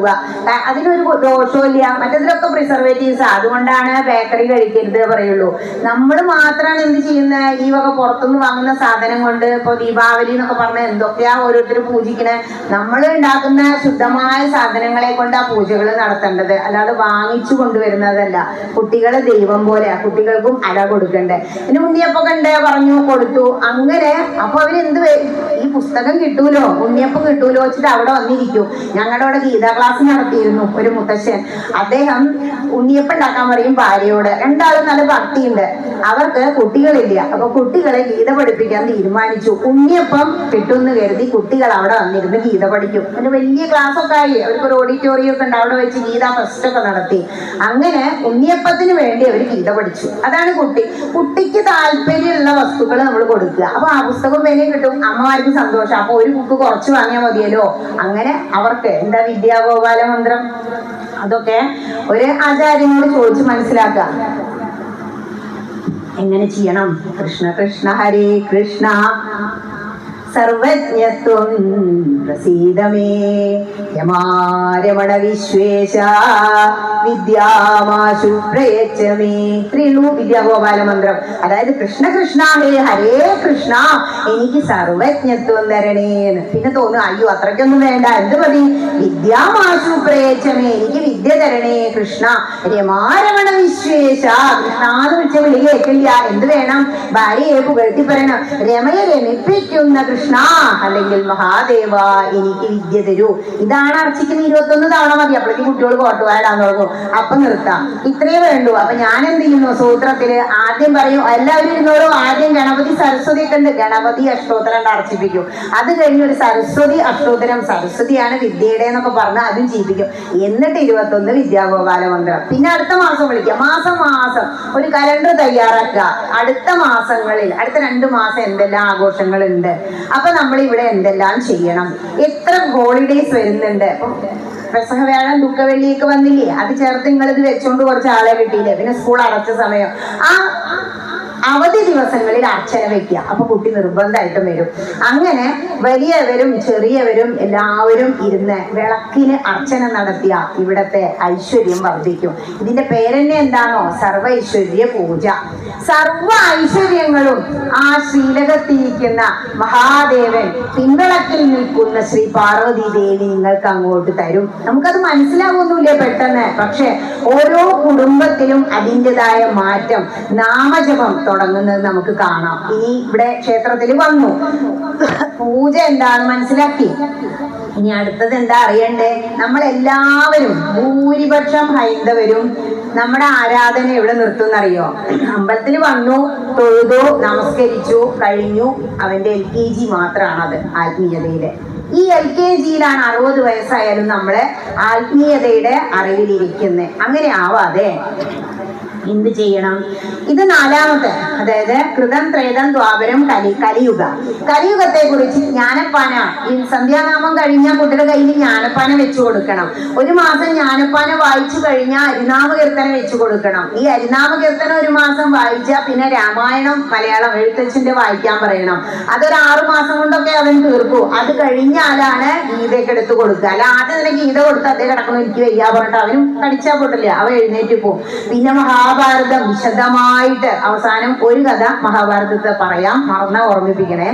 അങ്ങനെ അത് കഥകളുടെ ഒരു കൂമ്പാര, തത്വങ്ങളുടെ ഒരു കൂമ്പാര, നമുക്ക് അറിവിന്റെ ഒരു കൂമ്പാരമാണ് പഞ്ചമവേദം എന്നറിയപ്പെടുന്ന മഹാഭാരതം.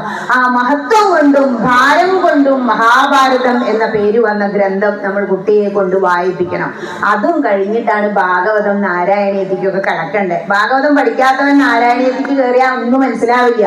ഈ ഭാഗവതം 18,000 ശ്ലോകങ്ങൾ ആറ്റിക്കുറുക്കി വെച്ചതാണ് ഈ 1036 ശ്ലോകങ്ങളിലെ നാരായണീയം. അതുകൊണ്ടാണ് അത് അറിയാത്തത്. ഇങ്ങനെ ഇതൊക്കെ പഠിച്ചു പോകുമ്പോഴേക്ക് കുറച്ച് കാലഘട്ടം കഴിയും. അത് ഭാഗവതമൊക്കെ 1 വർഷം കഴിഞ്ഞാലും ഒരധ്യായം വെച്ച് വായിച്ചാൽ തീരില്ല. അപ്പോഴാണ് എന്ത് ചെയ്യേണ്ടത്? അവസാനം വേദം സ്വരിച്ചങ്ങോട്ട് ചൊല്ലാൻ പഠിക്കുക. ഇപ്പൊ ഒക്കെ ബിസിനസ്സാ. എല്ലാവരും ഇതിക്ക് വന്നു, ഓരോ ആചാര്യന്മാരും ഇങ്ങനെ പറഞ്ഞിട്ട് പഠിക്കണം എന്നുള്ളൊരു ആഗ്രഹം ഉണ്ടായി. നമ്മളുടെ ഏറ്റവും വലിയ ഗുരു ആരാ? ആഗ്രഹം തന്നെ. ആഗ്രഹം ഉണ്ടോ എന്തും നടക്കും.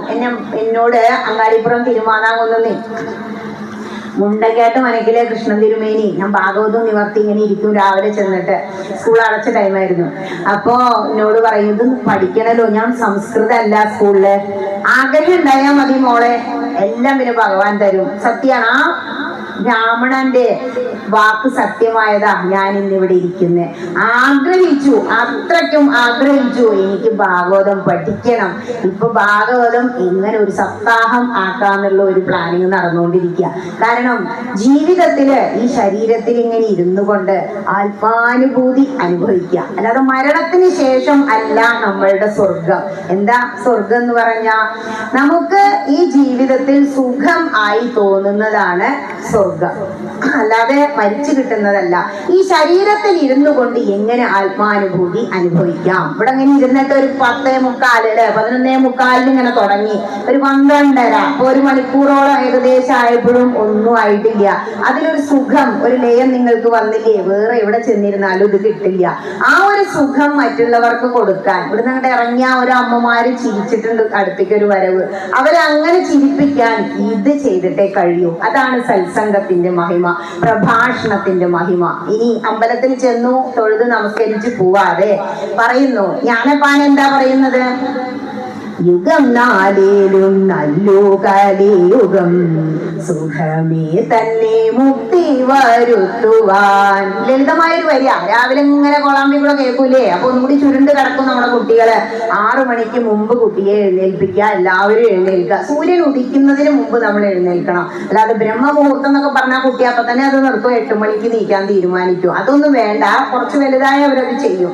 ഇന്നൊക്കെ എന്നെ 3 മണിക്ക് ഉണരുന്ന ഒരു തിരുമേനി ഉണ്ട് കോഴിക്കോട്, PKC രാജ എന്ന് പറയും.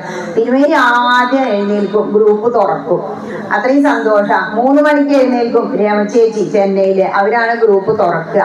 ഇനി അപ്പൊ അത്രയും ഉന്നതങ്ങളിൽ എത്തും നമ്മൾ ചെറുപ്പത്തിലേ ഇത് ശീലിച്ചാൽ. വയസ്സാവുമ്പോഴേക്കെങ്കിലും ഇവിടെ വന്നു എന്താ ചെയ്യണ്ടേ? യുഗം 4ലും നല്ലു കലിയുഗം. എന്താ ചെയ്യണ്ടേ? 4 യുഗങ്ങളിലും ഈ കലിയുഗം പ്രധാന. എങ്ങനെയാ പ്രധാനം? നാമസങ്കീർത്തനം കൊണ്ടുടൻ വന്നുകൂടും പുരുഷാർത്ഥമെന്നതും. അതും ജ്ഞാനപ്പാന. നാമസങ്കീർത്തനം നമ്മൾ ചെയ്യുക, അത്രേ ചെയ്യേണ്ടുള്ളൂ. എത്രേ ചെയ്യേണ്ടുള്ളൂ? നാമം ജപിക്കുക. എന്തിനാ അങ്ങനെ നാമം ജപിക്കണേ? ആ റിപ്പീറ്റേഷനാ. എന്തിനാ ആവർത്തനം? നമ്മളുടെ മനസ്സിന് മൂർച്ച കൂട്ടണമെങ്കിൽ ആവർത്തനം നിർബന്ധം. ഒരാഴ്ച കഴിഞ്ഞ് വന്ന് നാമം ചൊല്ലുമ്പോ അത്ര പ്രശ്നം ഉണ്ടാവില്ല. ഒരു മാസം കഴിഞ്ഞ് വരുമ്പോ ബുദ്ധിമുട്ടാ. ഒരു വർഷം കഴിഞ്ഞ് വരുമ്പോ ഒന്നുമില്ല, മനസ്സിലൊന്നുമില്ല, വേറൊരു പൊള്ളയി കിടക്കുന്നുണ്ടാവും. അതുകൊണ്ട് എന്ത് ചെയ്യാ, നാമം ജപിക്കുക. എവിടെ ഇരുന്നിട്ട്? അശ്ലീലകത്ത് നിങ്ങളിവിടെ ഞായറാഴ്ച എന്തോ ഒരു പരിപാടി ഉണ്ട് പറഞ്ഞില്ലേ, ആ സമൂഹമായിട്ട് നിങ്ങൾ എന്തിനാ നാമം ജപിക്കണേ? ഓരോ ഭാഗങ്ങളിലായിട്ട് ഓരോ ദേവരുടെ തിരുനടയിലും ചെന്ന് നാമം ജപിക്കണേ. അത് നിങ്ങൾ കൂട്ടമായി ചെയ്യുമ്പോ ഭഗവാന് കണ്ണു തുറക്കാതിരിക്കാൻ കഴിയില്ല. എന്താ പറയാ, തരാത്ത നായരോട് വിടാതെ ചോദിക്കണം എന്ന്. ഭഗവാൻ അത്ര പെട്ടെന്നൊന്നും കൂടി തരില്ല അത്രേ. പണ്ട് കൃഷ്ണൻ ഇങ്ങനെ ദ്വാരകയിൽ ഓരോ സാധനങ്ങൾ കൊടുക്കുക. ഭക്തജനങ്ങൾ വന്നിട്ടേ, എല്ലാവർക്കും ഒന്നും അറിയില്ല കൃഷ്ണൻ ഭഗവാനാന്ന്. ചോദിച്ചതൊക്കെ കൊടുക്കുന്നുണ്ട്, ദ്വാരകാവാസിനല്ലേ. ഒരാള് വന്നിട്ട് മുന്നിൽ നിന്നിട്ട്, കൃഷ്ണ എനിക്ക് ഇത്തിരി ഭക്തി തരുമോ എന്ന് ചോദിച്ചു അത്രേ. പ്ലീസ് വെയിറ്റ്, 5 മിനിറ്റോടെ മാറി നിൽക്കുമെന്ന് പറഞ്ഞു അത്രേ. കാരണം പെട്ടെന്ന് ഭക്തി തരില്ല ഭഗവാൻ. നാട്ടഭാഷി ചോദിച്ചു അത്രേ, ഇങ്ങനെ തട്ടിയിട്ട് തോളത്ത്, എന്താ കൃഷ്ണ ചെയ്ത്? ഈ ലൗകിക സാധനങ്ങളൊക്കെ ഭഗവാൻ ചോദിച്ചപ്പോഴേക്ക് കൊടുത്തു. ആ ഭക്തി ചോദിച്ച പാവം മനുഷ്യനോട് വെയിറ്റ് ചെയ്യാൻ പറഞ്ഞു. ഇതന്നെ ഗുരുവായൂർ ചെന്നാലും വെയിറ്റ് എന്നെ കാണാൻ കുറച്ച് സമയോടെ നിൽക്കൂ. ഇവിടെ വന്നാൽ അങ്ങനെ വല്ല ബുദ്ധിമുട്ടുണ്ടോ? നേരെ ഓടി കയറിയാണ് ചെല്ലുകയാണല്ലേ, എത്ര സുഖം എന്നാലും നമ്മൾ വരില്ല. ഇവിടെ ഭക്തി കിട്ടണമെങ്കിൽ കുറച്ച് പ്രയാസ. അപ്പൊ എന്ത് ചെയ്യാം, ഒരാൾ ചോദിക്കല്ല, പല വ്യക്തികൾ വന്ന് കൂട്ടമായി ചോദിച്ചുകൊണ്ടിരിക്കുക. അപ്പൊ ഭഗവാന് കണ്ണ് തുറക്കാതിരിക്കാൻ കഴിയില്ല. ഭഗവാന് എത്ര കണ്ണുണ്ട്? സാധാരണ ദേവർക്കൊക്കെ 2 കണ്ണേ ഉള്ളൂല്ലേ. നമ്മുടെ മഹാദേവന് 3 കണ്ണുണ്ട്. കൂവളത്തിന്റെ ഇല ശ്രദ്ധിച്ചിട്ടുണ്ടോ? നിങ്ങൾ കൊണ്ടുവന്ന് കൊടുക്കാറുണ്ടോ? കൂവളം വീട്ടിലുണ്ടെങ്കിൽ ആ കൂവളത്തിന്റെ ഇലകൾ അങ്ങനെ ഓരോ ഇല പൊട്ടിച്ചു നോക്കും. ഒക്കെറ്റിനും 3 ഇല ഉണ്ടാവും അല്ലേ. സാധാരണ ഒരൊറ്റ ഇലയിലെ തുളസിക്കൊക്കെ ഉള്ളൂ. 3 ഇലകളാ. ഒന്നിങ്ങനെ മുകളിലേക്ക് നിൽക്കും, 2 ഇങ്ങനെ 2 ഭാഗത്തേക്ക് നിൽക്കും. എന്താ അത് കാണിക്കണേ? മഹാദേവന്റെ 3ാം തൃക്കണ്ണാണ് ആ മുകളിൽ നിൽക്കുന്ന കൂവളത്തിന്റെ ഇലയുടെ. ശ്രദ്ധിച്ചിട്ടുണ്ടോ? ഇത്രയും അറിയണം നമ്മൾ, അറിഞ്ഞ് ആരാധിക്കണം. ആ കൂവളത്തിന്റെ ഇല ഒരു വാഴയിലയിലാക്കി ആ തൃപ്പടിയിൽ കൊണ്ടുവന്ന് വെക്കുക. അത് ഓരോന്നായി പൊട്ടിച്ചെടുക്കുമ്പോ ഓം നമഃശിവായ മന്ത്രം ചൊല്ലുക. ഓരോ ഇലയും ഇങ്ങനെ കാതോർക്കുത്രേ. ആരെ അപ്പൊ എന്നെ നാമജപത്തോടെ പൊട്ടിച്ച് മഹാദേവന്റെ ആ തൃപ്പാതാരവിന്ദങ്ങളിൽ എത്തിക്കാന്ന്. അപ്പൊ അതിനു വേണ്ടി ഈ കൈ നമുക്ക് കിട്ടി. നമ്മളത് ചെയ്യാൻ തയ്യാറാവുക. അതായത് പുല്ലിനേക്കാൾ ഇളയവനായിരിക്കണം എന്റെ ഭക്തന്ന. വിദ്യാ വിനയ സമ്പന്നേ ബ്രാഹ്മണേക വിഹസ്തിനി. വിദ്യ നേടും തോറും നമ്മൾ വിനയത്തിൽ ഉയർന്നു നിൽക്കണം. എല്ലാവർക്കും ഉയർന്നു നിൽക്കാനാ താല്പര്യം. എങ്ങനെയാ ഉയർന്നു നിൽക്കണ്ടേ? ഭക്തിയിൽ നമ്മൾ ഉയർന്നു നിൽക്കണം. അറിവിൽ, ജ്ഞാനത്തിൽ നമ്മൾ ഉയർന്നു നിൽക്കണം. അതിനെന്ത് വേണം? ഇവിടെ വന്ന് നാമജപത്തിൽ പങ്കെടുക്കുക. ഇനി ഗീതയും ഇത് തന്നെ പറയുന്നത്. ഗീതയിൽ എന്താ പറയുന്നത്? യജ്ഞാനാം ജപയജ്ഞോസ്മി സാവരാണാം ഹിമാലയ. യജ്ഞങ്ങളിൽ ഞാൻ ജപയജ്ഞമാകുന്നു. അപ്പൊ ജപിക്കുക. എത്ര ജപിക്കണം? ഇവിടെ വന്ന് നിന്ന് ജപിച്ചുകൊണ്ടിരിക്കുക. അതുകൊണ്ട് നിങ്ങളുടെ സമൂഹ പ്രാർത്ഥനയില് ആഴ്ചയിൽ 1 ദിവസം മാക്സിമം പങ്കെടുക്കാൻ ശ്രമിക്കുക. അങ്ങനെ ഉയർച്ചയിലേക്ക് വരിക. ഒരു പക്ഷേ നിങ്ങൾ ആ ചൊല്ലി സമർപ്പിച്ച സമൂഹമായിട്ടുള്ള പ്രാർത്ഥനയുടെ ജപത്തിന്റെ പുണ്യമാവാം ഇത്രയും പെട്ടെന്ന് നിങ്ങൾക്കൊരു നവീകരണ കലശം ഏർപ്പാട് ചെയ്യാൻ കഴിഞ്ഞത് എന്ന് മനസ്സിലാക്കുക. ഇനിയും മേൽക്കുമേൽ നാമജപങ്ങളോടെ അർച്ചനയോടെ ശ്രീലകത്ത് കയറിയിരുന്ന് അർച്ചിക്കണം എന്ന് ആഗ്രഹിച്ചിട്ട് കാര്യമില്ല. അമ്പലവാസികൾക്ക് അത് പറ്റൂ, അതിന് ചിട്ടകളുണ്ട്. പക്ഷേ ഈ കൈ കിട്ടിയിരിക്കുന്നത് എന്തിനാ? നിൻ പൂജ ചെയ്യാത്ത കയ്യെന്തിനാ കണ്ണാ, കയ്യെന്തിനാ കണ്ണാ, കയ്യെന്തിനാ. കൃഷ്ണ, അത് നമ്മുടെ, ഞാനിപ്പോഴും കൃഷ്ണനെ വിളിക്കുന്നത് കൊണ്ട് അങ്ങനെ പറയുന്നതാ. മഹാദേവ, അങ്ങയുടെ രൂപമാണെന്ന് സങ്കല്പിച്ചുകൊണ്ട് ഒരു വിളക്ക് വെച്ച് ഒരു കൂവളത്തിലെങ്കിലും അർച്ചിക്കാൻ കഴിഞ്ഞില്ലെങ്കിൽ പിന്നെ എന്തിനാണ് ഈ കൈകൾ എന്നാണ് ചോദ്യം. എന്തിനാ വിളക്ക് പൂജ ചെയ്യുന്നേ? വിളക്ക് നിങ്ങൾ ആ നാക്കലയിലങ്ങ് വെച്ചിട്ടേ ആ തിരുമേനി ശ്രീലകത്തുനിന്ന് അപ്പൊ നമുക്ക് തീർത്ഥം പ്രസാദമൊക്കെ കൊണ്ടുവന്ന് വരും. ആ ചന്ദനം നാരായത്തിൽ അങ്ങോട്ട് ചാർത്തി ഒരു നുള്ളു ഭസ്മം അങ്ങോട്ട് തൊടിയിക്കുക. ആ ചന്ദനത്തിനുള്ളില് മഹാദേവൻ തന്നെയാണ്. ശ്രീ പാർവതി ദേവിയോട് കൂടിയ മഹാദേവൻ. ശക്തി, ഭഗവാന്റെ ശക്തി ആരാ? പാർവതി ദേവിയാണ്. അപ്പൊ വീട്ടിലെ എല്ലാ കാര്യങ്ങളും നടക്കണമെങ്കിൽ ആര് വേണം? കുട്ടി അപ്പൊ പറയാം അമ്മ വേണം, അച്ഛൻ ഇല്ലെങ്കിലും കുഴപ്പമില്ല. അച്ഛൻ കൊടുന്നു കൊടുക്കണത് അവൻ അറിയുന്നില്ല. അച്ഛൻ അതിലും വലിയ പെടാപ്പാട് പെടുന്നുണ്ടാവും. ശിവന്റെ ശക്തി പാർവതി എന്ന് പറയാൻ എന്താ കാരണം? മഹാദേവൻ ശിവൻ, ശിവം എന്ന് പറഞ്ഞാൽ മംഗളകരമായത്, ശവം അമംഗള. അപ്പോ ശിവന്റെ വള്ളി അവിടുന്ന് പോയ എന്തായി? അത് ശവായി. ശിവന്റെ വള്ളി ആരാ? പാർവതി ദേവിയാണ്. അതുകൊണ്ടാണ് ശിവ ശക്തി സ്വരൂപനായി നമ്മൾ പ്രാർത്ഥിക്കണം എന്ന് പറയുന്നത്. പിൻവളക്ക് വെച്ചുകൊടുത്ത് ചെന്നാൽ എന്താ പ്രാർത്ഥിക്കാം? ഓം ഹ്രീം നമ ശിവായ. ശിവ കുടുംബ സങ്കല്പ. ഓരോ ഹൈന്ദവന്റെ വീടുകളും ശിവ കുടുംബ സങ്കല്പ, ശിവസങ്കല്പമസ്തു എന്നാ പറയാ. ഇവിടെ വന്ന് അങ്ങനെ ഇരുന്ന് നാമം ജപിക്ക. എന്ത് ചെയ്യണം? യജ്ഞാനാം ജപയജ്ഞോസ്മി സാവരാണാം ഹിമാലയ. യജ്ഞങ്ങളിൽ ഞാൻ ജപയജ്ഞമാകുന്നു. അർജുന പറഞ്ഞതാണ് ഭഗവാൻ. അപ്പോ മഹാദേവന്റെ മുന്നിൽ വന്ന് ഓം നമഃശിവായ മന്ത്രം ജപിക്ക. ഇത്ര മതിയോ? പിന്നീട് വീട്ടിലേക്ക് പോയാലും ആ ക്ഷേത്ര ആരാധനയുടെ ഭാഗമായിട്ട് പഞ്ചമഹായജ്ഞങ്ങൾ നമ്മൾ പാലിക്കണം. എന്താ പഞ്ചമഹായജ്ഞങ്ങൾ? രാവിലെ നേരത്തെ നിങ്ങൾ തീരുമാനിച്ചൂലേ, നവീകരണ കലശാണ്, എഴുന്നേറ്റ് കുളിക്കണം. കുളി ഗ്രന്ഥപാരായണം ചെയ്തോ, അത് നിങ്ങൾ ചെയ്ത ബ്രഹ്മയജ്ഞമാണ്. പഞ്ചമഹായജ്ഞങ്ങളിൽ ആദ്യത്തേത്. രണ്ടാമത് നിങ്ങൾ കുളിച്ചു പുറപ്പെട്ട് ഇങ്ങോട്ട് വന്നില്ലേ ക്ഷേത്രത്തിലേക്ക്, അത് ദേവയജ്ഞം. ഇനി ഇതെല്ലാം കഴിഞ്ഞ് ഇപ്പൊ സാധാരണ ദിവസം വീട്ടിലെത്തിണ്ടാവും ഒരു 11 മണിയൊക്കെ ആകുമ്പോഴേക്കും ക്ഷേത്ര ആരാധനയും നാമജപവും ഒക്കെ കഴിഞ്ഞിട്ട്. അപ്പോ അവിടെ വീട്ടിൽ ചെന്ന് ചെയ്യുന്നതാണ് എന്ത്? ഭൂതയജ്ഞം. എന്താ ഭൂതയജ്ഞം എന്ന് പറഞ്ഞാൽ, അരി വാർത്ത് കഴിഞ്ഞാല് ആദ്യം നമ്മൾ വളർത്താത്ത ജീവികൾക്ക്, അത് നമ്മുടെ കടമയാ. ശരിക്കും നമ്മുടെ ഗ്രന്ഥത്തിലാ പറയുന്നേ, ആകാശത്തിലെ പറവകളെ നോക്കൂ, വിതയ്ക്കുന്നില്ല, കൊയ്യുന്നില്ല, ഭക്ഷിക്കുന്നു. ആരാ കൊടുക്കുന്നേ? ലൗകികൻ അറിഞ്ഞ് എന്ത് ചെയ്യുന്നു? കൃഷി ചെയ്ത് ധാന്യങ്ങൾ ഉത്പാദിപ്പിക്കുന്നു. അതുകൊണ്ടാണ് പറവകൾ കഴിക്കുന്നത്.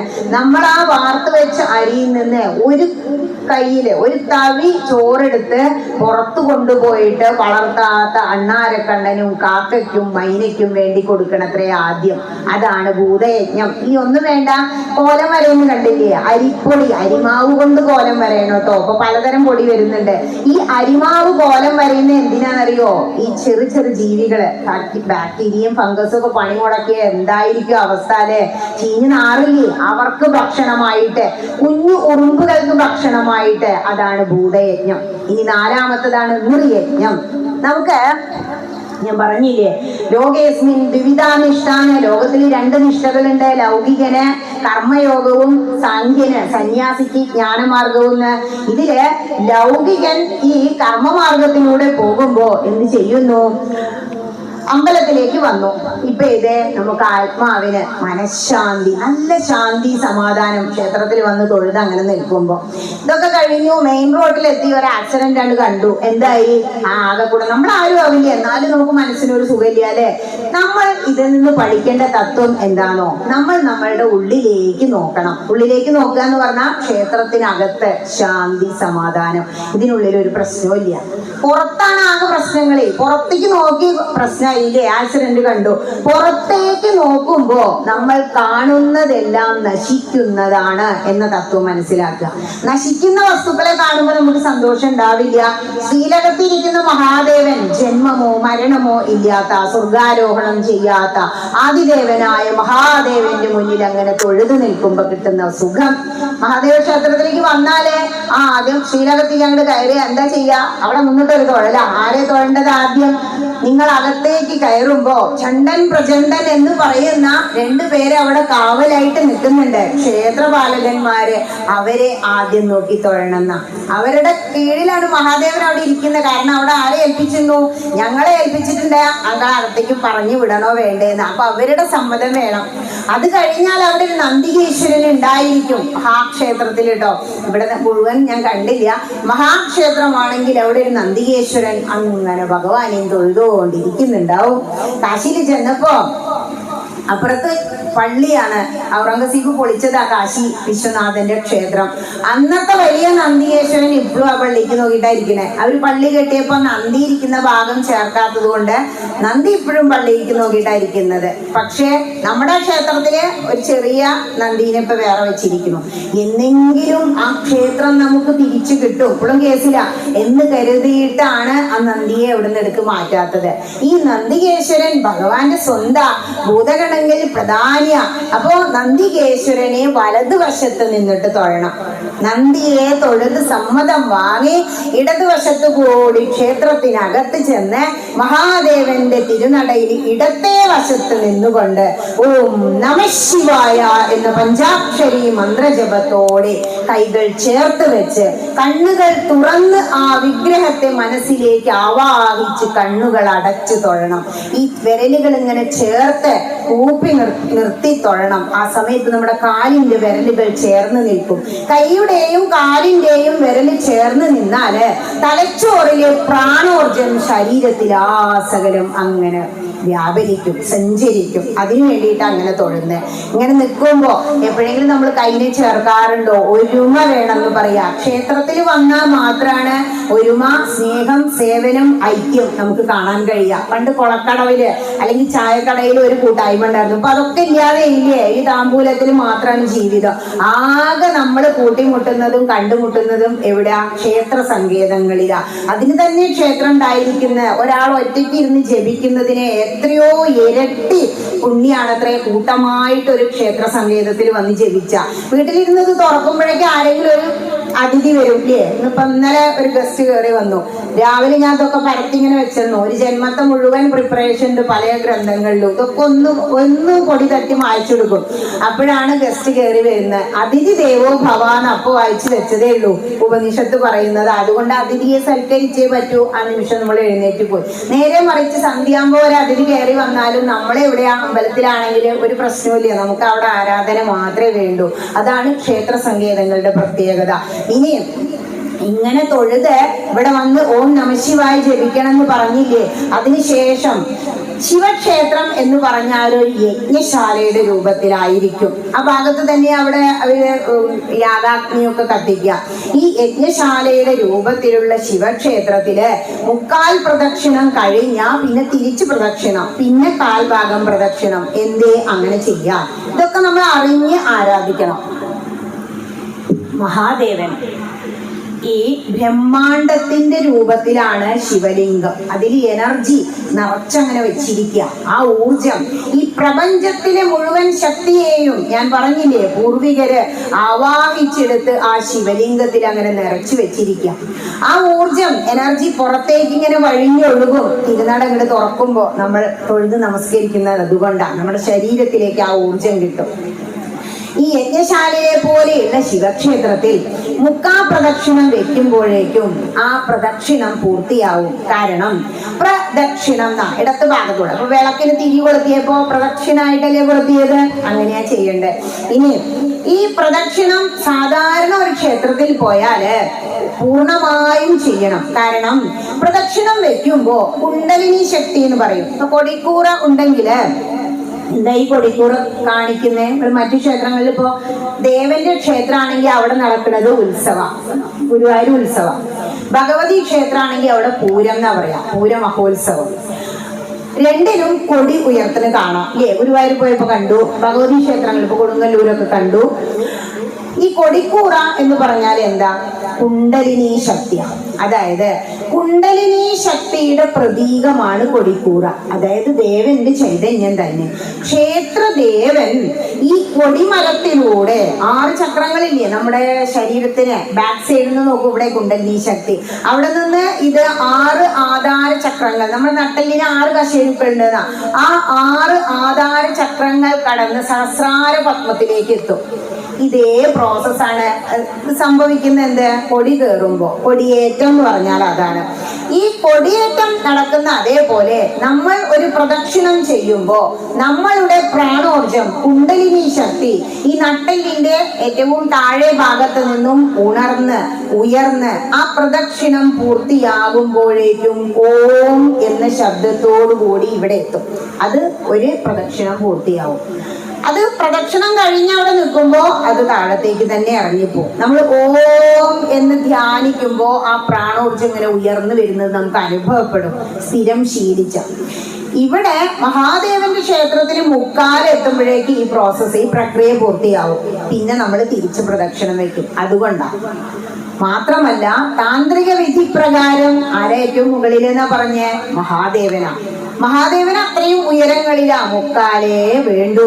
അതിനും വേണ്ടിയിട്ടോ ഒരു പാമ്പും കാവുണ്ട് വീട്ടിലെ അല്ലെങ്കിൽ ക്ഷേത്രത്തിലെ കൂട്ടിയിട്ട് അവിടെ പ്രദക്ഷിണയെ വെക്കേണ്ട അത്രയും ശക്തിയാ. പാമ്പ് എന്നുള്ളവരെ കണ്ടില്ലേ? കുട്ടികളൊക്കെ എവിടുന്ന ഡാൻസ് പഠിക്കാത്ത കുട്ടി ഇങ്ങനെ നിന്ന് ഡാൻസ് ചെയ്യണേന്ന് അറിയില്ല, അത്രയും ശക്തിയാ നാഗങ്ങളുടെ സത്യം. ഇനി 2 പ്രദക്ഷിണം ആർക്കാ? കൊണാർക്കിലെ സൂര്യക്ഷേത്രങ്ങൾക്ക്. കൊണാർക്കിലെ മാത്രമല്ല സൂര്യക്ഷേത്രങ്ങൾക്ക്. 3 മഹാദേവന്, 4 ഭഗവതിക്കും വിഷ്ണുവിനും, 5 അയ്യപ്പന്, 6 അറുമുഖന്, 7 അരയാൽ വൃക്ഷത്തിന്. ഈ അരയാൽ വൃക്ഷത്തിന് ആലുണ്ടാവൂലോ ക്ഷേത്രത്തിന് മുന്നില് ആൽത്തറ. എന്ത് സുഖമായിട്ട് ആൽത്തറയുടെ മുകളിലൊക്കെ ഇപ്പൊ ഓരോരുത്തരും അതിൽ ഇരിക്കരുത് എന്നൊക്കെ എഴുതി വെക്കാൻ തുടങ്ങി. പണ്ടൊക്കെ ആൽത്തറയിലാണ് സന്യാസികന്മാര് കിടന്നുറങ്ങുക. ശരിക്കും ആൽത്തറയിൽ കുറച്ചു സമയം അങ്ങനെ ഇരിക്കണം. എന്തിനാ ഇരിക്കണേ? ശാന്തമായ അന്തരീക്ഷം. ഈ ആലിൽ എങ്ങനെ വിറയ്ക്കുമ്പോ ഓങ്കാരം, അതിനും അപ്പുറം ആല് പുറത്ത് വിടുന്ന ഓക്സിജൻ പ്യുവർ ഓക്സിജനാ. ഇത് മാക്സിമം ശ്വസിച്ച് നമ്മുടെ ഉള്ളിലേക്ക് കയറാൻ വേണ്ടിയിട്ടാണ് പൂർവികര് ആലിന് 7 പ്രദക്ഷിണം എന്ന് പറഞ്ഞ് അത്രയും സമയം അവിടെ നിൽക്കൂലോ. എന്താ ചൊല്ലാറുള്ളത്? മൂലതോ ബ്രഹ്മരൂപായ മധ്യതോ വിഷ്ണുരൂപിണേ അഗ്രതാ ശിവരൂപായ വൃക്ഷരാജയതേ നമഃ. ഈ മന്ത്രവും ചൊല്ലിക്കൊണ്ട് അങ്ങനെ 7 പ്രദക്ഷിണം. എങ്ങനെ പ്രദക്ഷിണം? ദക്ഷിണ ഭാഗത്തു കൂടി, അതായത് തെക്ക് വശത്തേക്കല്ലേ ആദ്യം നമ്മൾ തിരിയാ. തൊഴുത് കഴിഞ്ഞാൽ നമ്മൾ ഇടത്തെ കൈയിന്റെ ഭാഗത്തു കൂടെ പ്രദക്ഷിണം വെച്ച് വന്ന് വീണ്ടും പ്രദക്ഷിണം പൂർത്തിയാക്കും. അത്രയേ ഉള്ളൂ ആൽപ്രദക്ഷിണത്തിൽ മനസ്സിലാക്കേണ്ടത്. അല്ലാതെ പടിഞ്ഞാട്ട് തിരിയോ കിഴക്കോട്ട് തിരിയോ അങ്ങനെയൊന്നുമില്ല. ഏത് ഭാഗത്താണോ സൂര്യൻ ആ ഭാഗത്തേക്ക് നമ്മൾ തിരി വെക്കൂലേ. രാവിലെ കിഴക്കോട്ടുള്ള തിരി ആദ്യം കത്തിക്കും. സന്ധ്യക്കോ പടിഞ്ഞാറായിരിക്കും സൂര്യൻ, പടിഞ്ഞാറോട്ടുള്ള തിരി ആദ്യം കത്തിക്കും. ഇത്രയും നോക്കേണ്ടതുള്ളൂ. ഭദ്രദീപാവുമ്പോ കിഴക്കും പടിഞ്ഞാറും ഇട്ടിട്ട് എന്ത് ചെയ്യും? ഒരു ഈശാനകോണിൽ ഒന്നുകൂടി വെച്ചാൽ 4 ദിശയിലും ആയ ഭദ്രദീപായി.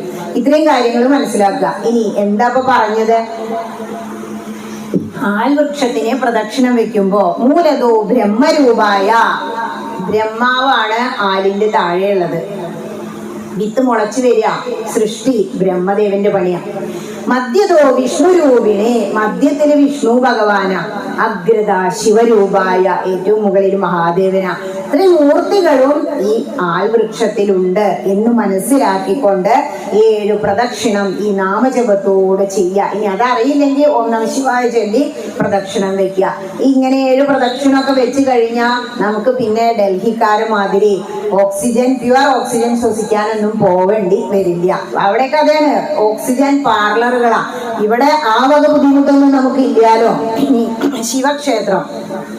ശിവക്ഷേത്രത്തിൽ വന്ന് പ്രദക്ഷിണം വെച്ചു. ഇനി പുറത്തിറങ്ങിയ എല്ലാ മൂർത്തികൾക്കും പ്രദക്ഷിണം വെച്ചു. നമസ്കാരം, അതിനെ കുറിച്ച് അറിയണം. ഇങ്ങനെ പ്രദക്ഷിണമൊക്കെ വെച്ച് വന്നാ തിരുമേനി നമുക്ക് എന്ത് തരും? തീർത്തും പ്രസാദമൊക്കെ തരും.